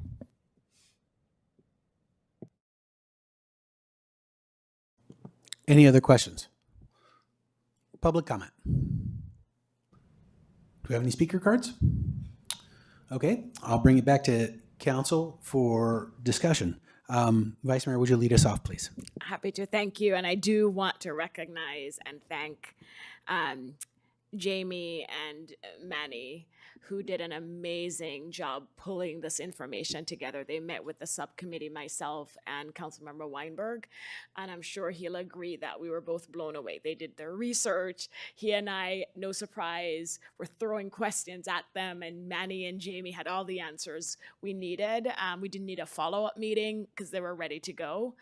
And just to clarify, Manny and Jamie presented different options to us, and Jonathan and I would say, well, this is what we would propose, but of course it's council decision on what direction we want to go. So what you have in this program proposal, and there were some things based on staff's knowledge and research they recommended, but ultimately, this is the subcommittee's recommendations, recognizing that there are different ways to structure this program, and I think we're both open to that discussion. I saw in the Q&A questions related, and Councilmember Lang and Councilmember Meadows brought up some of those questions already with regards to, why is it limited to up to pre-TK, and Councilmember Weinberg touched on that. The genesis, we were reacting to what was happening to our own city provided program. I know at least one family, not all the families would need to take advantage of such a program or wouldn't necessarily qualify, but I know, there are families in our community that could benefit from this program. And so I think that's why, in reaction to the city no longer having its own managed program, that we thought this would be the right age group, at least to start with. Also, just tying it back to the research that the county did in its own childcare efforts, this is where the county identified having the greatest need, this age group. And we all know, I think we're all parents on the dais, how critical it is at this age to make sure kids are getting nurtured and the right kind of support that will set them up for their future well. And so again, that's another reason why I think we focus on this age group up to pre-TK. With regards to the subsidy amount, we had, I think this may have been our longest discussion, because we started out with the premise that the city manager was anticipating $25,000 in revenue from the new contracted provider. And so that was a number we decided we would work with. And then when we started having the discussion about should we have a flat amount, so for example, $5,000 per family, depending on where they would fall on the HUD metric, then a great question was raised, which is, well, if you think about the families that would qualify for the subsidy, would $5,000, and the tuition we're anticipating at the new contracted provider is $15,000. So the question was, let's say we did a flat amount of $5,000. Would a family who qualified for this subsidy of $5,000 really be able to come up with the $10,000, right? Would it really make a difference for that family? So we wanted to offer an amount that could really make a difference for a family, utilizing this program in Los Altos. And then the third thing I wanted to touch on, it's who would be eligible for the program. And we also had that discussion. And again, for the first year, we said, let's start with residents and city employees, and then we'll see how many families take advantage of it. And I think for the first year, we really want to, start at the, let's start with who we really want to target first, resident. We don't have unlimited funds. So let's see where $30,000 gets us with focusing on our residents and our city staff.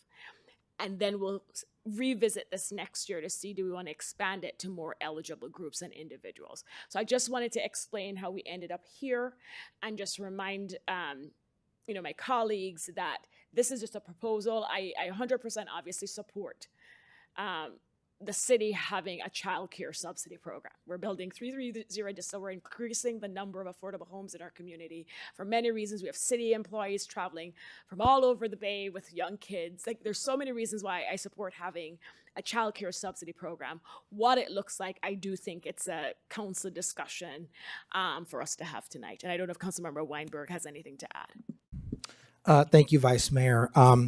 I don't have a lot to add. I think you did a very good job in covering the process of how we got here and where we're going. I would like to emphasize the Vice Mayor's kind of closing point that this is, as much as anything else, designed to be sort of a proof of concept. Let's see if there's really a demand for it. And if there is no demand, then, well, so be it. If there's an overwhelming demand, then the council can decide, do we want to expand it? Is that a value that we share? Do we think it's a responsibility of local government? And do we think that it would be financially responsible for us to do so? But in order to get to that point, the Vice Mayor and I thought it would be a good idea to start with just a small, modest program. Again, staff first came to us with that $25,000 figure. We're asking for a little bit more, another $5,000, just to sort of make the math round out a little bit. And I think it's appropriate to start at the very young age. We know that there are families in Los Altos. I'm sure that there are families and staff members and others who are proposed to be eligible for the program who have modest means. I mean, Los Altos is almost universally thought of as a very wealthy community, but we know that there are those among us who struggle. And this is an opportunity to make sure that those families are able to put their young ones into care, not just for the benefit of the young ones, but that's a challenging age to find nannies, daycare. I mean, families that are struggling financially, I think really would benefit from knowing that their child is somewhere for a significant part of the day while they're at work, trying to make ends meet. Thank you, Councilmember Weinberg. I want to add some commentary about folks in need in our community, because it's true, we are viewed as an affluent community, and in fact, we're the wealthiest community in the country if you measure that by median home price or median income. None of that says that there aren't those among us who are less fortunate. And so I will share a firsthand story, which goes to why I think we ought to include our school district employees. I was at the library in a meeting talking to somebody about housing, and a woman came up and urgently interrupted, and said, you know, you have to do something about housing. Well, the meeting I had with this resident to discuss housing ended up being a meeting with this woman to discuss her particular needs. She is a vehicular dweller. We have several in our community that we look after. She lives in her car. She's an employee of the Los Altos School District. She's college educated and works as a substitute teacher for the Los Altos School District and cannot afford a roof over her head. She lives in her car. Now, this isn't the childcare story, but it is a story about folks that we encounter every day that are invisible to us. And if nothing else, you know, you might say at $10,000 a family, $30,000, we're only going to help 3 families. That's not moving the needle. Well, put yourself in the shoes of somebody in that family. It moves the needle for them. So I am very supportive, particularly supportive of the philosophy that this is a proof of concept that we would look to and hope to expand if appropriate. So I'm a supporter. The subcommittee and staff has done a great job. You've given us something. I mean, the only reason we're spending so much time talking about it, I think, is because we're all supportive of it. Nobody's arguing over whether or not we should do it. So that's my point of view. Sally, would you like to comment, or Larry? Sure. Let's Sally first, then Larry. All right.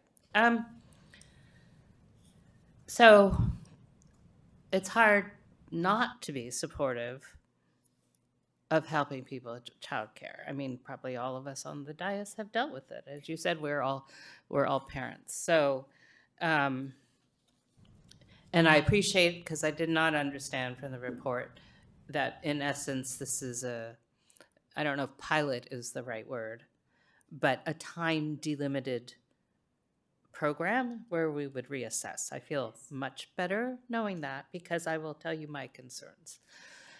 My concerns is that there are many deserving people who deserve subsidies that we can't afford to give them all. We have a lot of elderly who are at least as badly off as some of those people, and the care for the elderly is a lot more expensive. I would feel better if we had a menu option where people who fit whatever the criteria are, again, this is potentially in the longer term, could use apply it to our programs. Now, I don't know that we have we don't have similar elder programs, but we probably have some elder programs. But this is not truly equitable in the longer term. So, I have that discomfort, and I've heard the rationale that this was in reaction to Tiny Tots. Well, 2 years from now, we'll be beyond that whole contingent who went through Tiny Tots. So whether it's 1 year or 2 years that we bring the information back and look at it, I think that's important that we do. So in the longer term, I think we have to address equity for our whole, because why should we be subsidizing this population, which we all want to subsidize, but if we should be subsidizing them, then what about the others, right? So that's my concern in the longer thing. And there's been great work done here. In fact, I don't feel like I saw enough in the report, because I'm sure you guys learned a wealth of information and we just kind of scratched the surface. I do think that, and as I went asked the question about the math, again, just one last thing on the equity, we saw that, just over half had programs more broadly. Maybe they're menu programs, I don't know what they are, for any age group, but 3 of the 7 were youth focused. So I just think that's important, and I'll concede that for the longer term. I do have concern about, actually, one thing that's unique and in favor of this is we're turning the revenue around and using it to provide the subsidies. So we're not really spending too much. So it is sort of a self-fueling subsidy in that regard. So I think that's a good thing. If you're talking about people who have serious need, then obviously $10,000 is a lot, but so is $5,000. I mean, I think $5,000 is a lot. So I do have some concern that if we have up to $10,000 per family and there's only $30,000, then we're actually subsidizing just 3 families. That is concerning. So I don't know what the right number is. I do think, another number is still a lot, but you guys have done the work. I haven't seen the rationale and participated in the discussions. But I just think it's odd that we would be subsidizing potentially 3 families.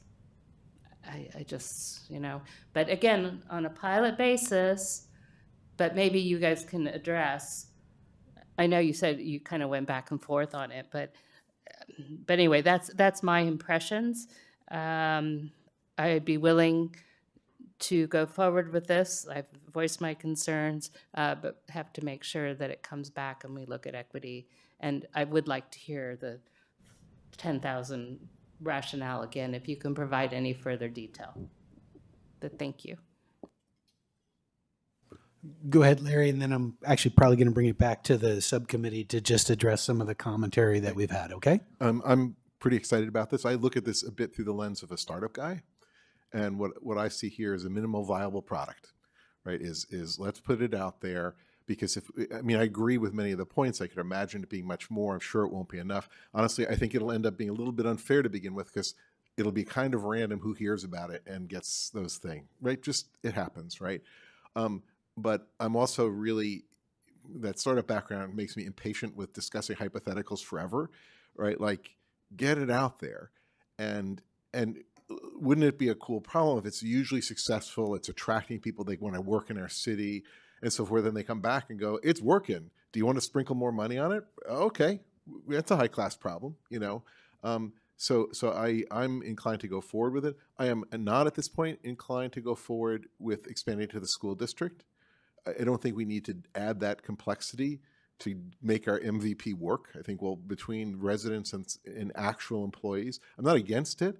I will say that if it came to that, I'd be awfully interested in them helping to carry the burden. I think that's a fair ask. I don't know what we would do in the case, but I think that just adds complexity now.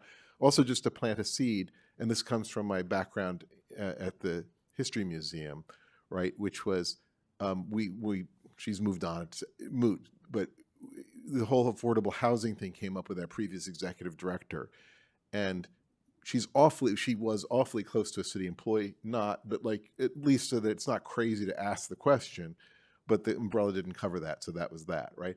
So I don't want to do that now, but just the food for thought, we'll need to think later about how big the umbrella would need to be, but I'm not advancing that now. For now, I'm satisfied with residents and direct employees.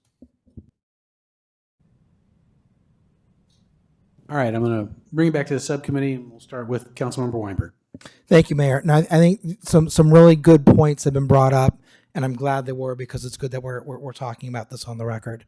With respect to school employees, this is an idea that we actually brought up. We had discussions about it.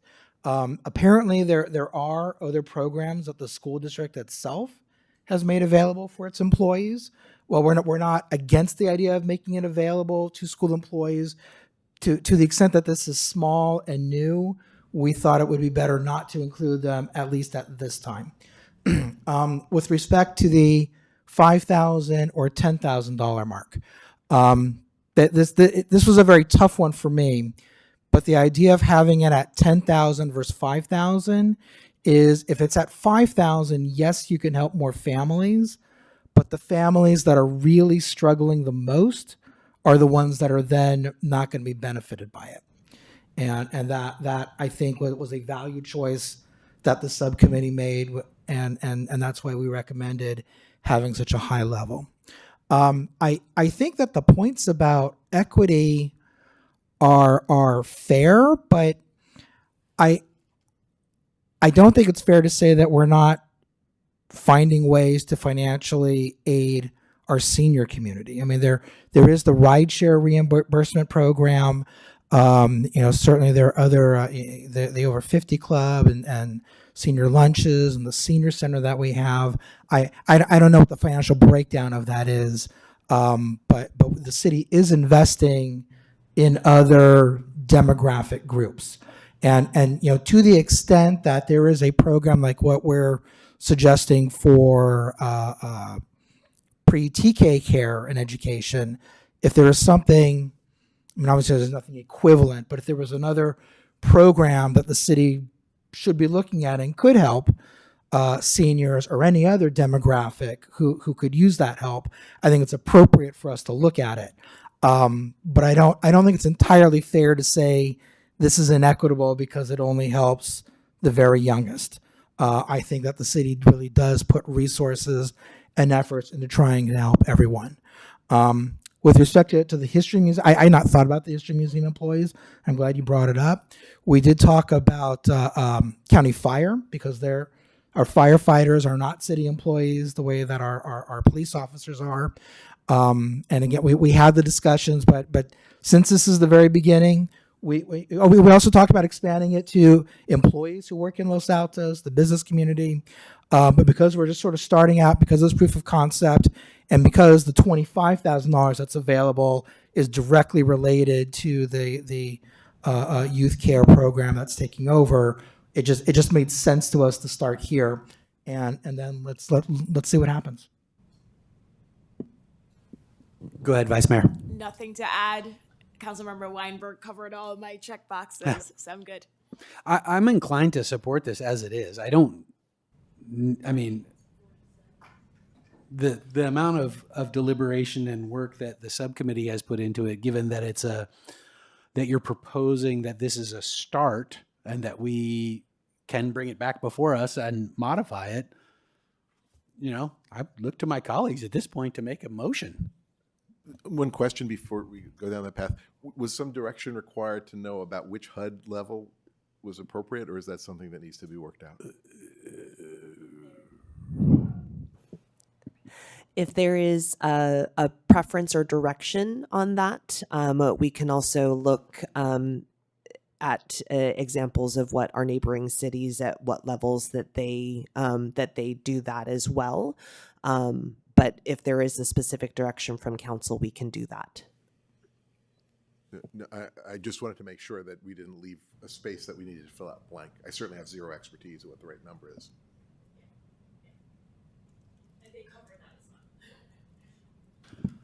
All right, let's have a motion.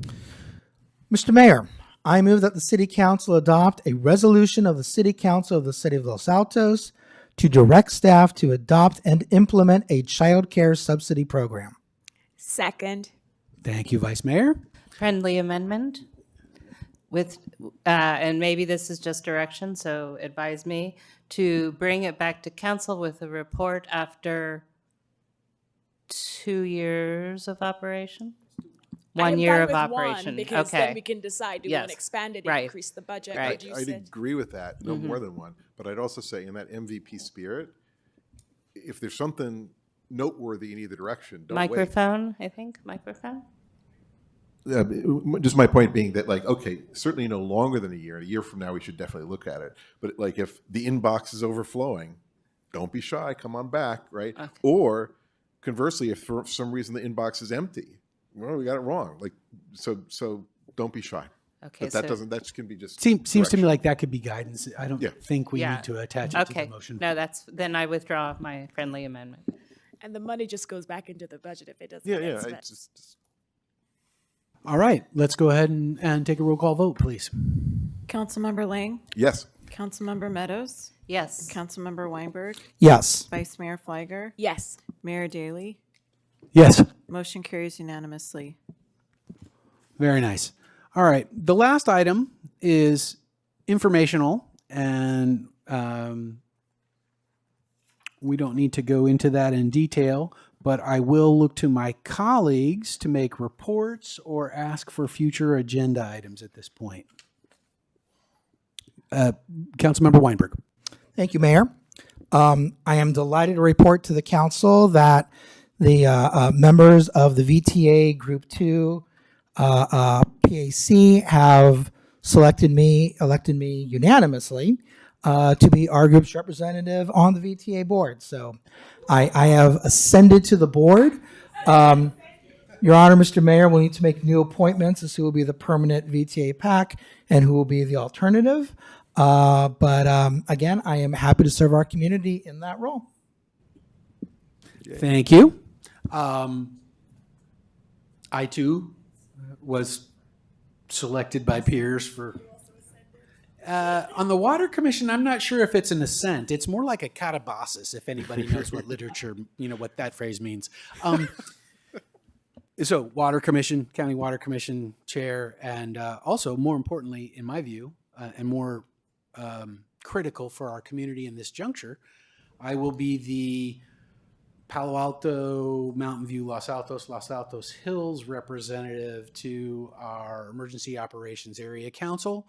And so I will be intensely focused on, preparations for disaster and hoping to avoid what happened in LA.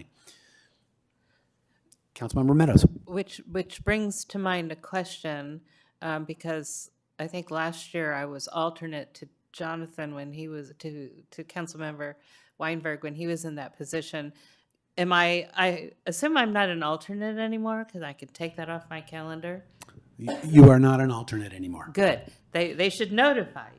But anyway, and I never did serve because Mayor Weinberg took care of all that last year. They're really slow at notifying and updating letterhead and things like that. Got it. Nisa, I think you probably got a couple of those outside positions too, didn't you? Yes, but it's okay. I won't talk about where and how I've ascended. Her list is longer than any of ours. But I will clarify, if we're talking about the VTA appointment, they've already reached out to me, and Taylor also reached out just to confirm that until and when our mayor does the appointment, as the alternate this year, I would be representing our city on the PAC. Yes. Okay. Currently, you are the alternate to Jonathan and step into his role as the primary since he's no longer on the VTA PAC. And then I'm going to appoint an alternate, and you're going to serve out the remainder of Jonathan's term, assuming my colleagues support that. So that's where we will go with that. By the way, we have identified a couple of other interesting outside boards that are actually open to citizens as well as, elected officials and whatnot. And we're going to discuss how we can get our Trojan horse into those bodies as well. Share our wisdom, I think you mean. Wisdom schmizdom. I want results. Bring us bacon. Bring us a bus line. I want to connect down. Yeah. Anyway. So 2 things just to make sure it's on your radar, and you and I already discussed one while I conveyed the message. The Cities Association needs an appointment as your LAC alternate. So that's an appointment you need to make. So appoint someone as the LAC alternate. And then stay tuned. There may be some ABAG committees opening up that I do want us to get engaged in if possible. How about future? Oh, Councilmember Lang, do you have either an announcement or a future agenda item you'd like to see? Just a sharing from last time we were together. I went home, slept for about 20 minutes, and got on a plane and went to the Cal Cities training. And I just wanted to report out that it was excellent. It was really worthwhile. I want to particularly compliment Councilmember Weinberg, mayor at the time, and we were all running, and he had the good civic mindedness to inform all 5 of the people running to put that on their calendar to hold the date, which I thought was generous and appropriate, right? So thank you for that. But in the off chance that somebody in the future isn't quite so civic minded, I suggested that in future when people pull the papers to run, that they be informed of the opportunity to participate in that because I think it was very valuable, both for the instructional aspect of it, but also because of the all the networking. I will say that I've been to conferences before in my life where they're mostly engineers, so my ability to chat with people was like a superpower. Room full of people who had just been elected to office. I'm like, I was the shy one. It was bizarre, right? So anyway, but intensely valuable, strongly recommended. Very glad I did it, and thank you very much for bringing it to my attention.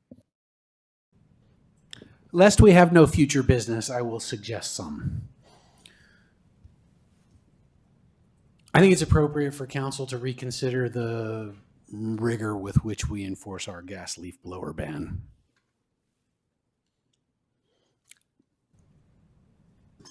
I've had a lot of residents I come to me about this, right. so I'm getting and a lot. I support that. I'm just not sure what are we asking to change the ordinance that we adopted last year? I'm not sure what. No. What's the The ordinance is new. My preference would be we've given guidance to staff on enforcement and our current, and I don't want to talk about the discussion of it, but the objective would be to evaluate, not the ordinance necessarily, although we may decide we need to change it, but that would then have to go through the process of coming back again and so on. But to have a discussion about enforcement and whether or not our current policy and bias and behavior is what we want, or if we want to direct staff to make some modifications to how they're implementing the ordinance or enforcing the ordinance. So, Mayor, I can support an agenda item if you want to report back from staff updating us on the enforcement to date and the resources, if they need more resources, if there are issues. Like I support and just. Well said. Let's do it that way. It should be, there should be a staff report on just, half a page of bullets on the results since the ordinance was changed. Yes, not too long ago, just last year, right? And then council can contemplate whether the current guidance is sufficient or if more resources or guidance are appropriate. I just had a conversation yesterday about this, and I'm supportive of. Sounds like just we've what you're got saying. 3, so let's Yep. put that in an appropriate way on an upcoming agenda, please. All right, anything else? We are adjourned. Let me guess. Did Maginot win? What was your guess, John?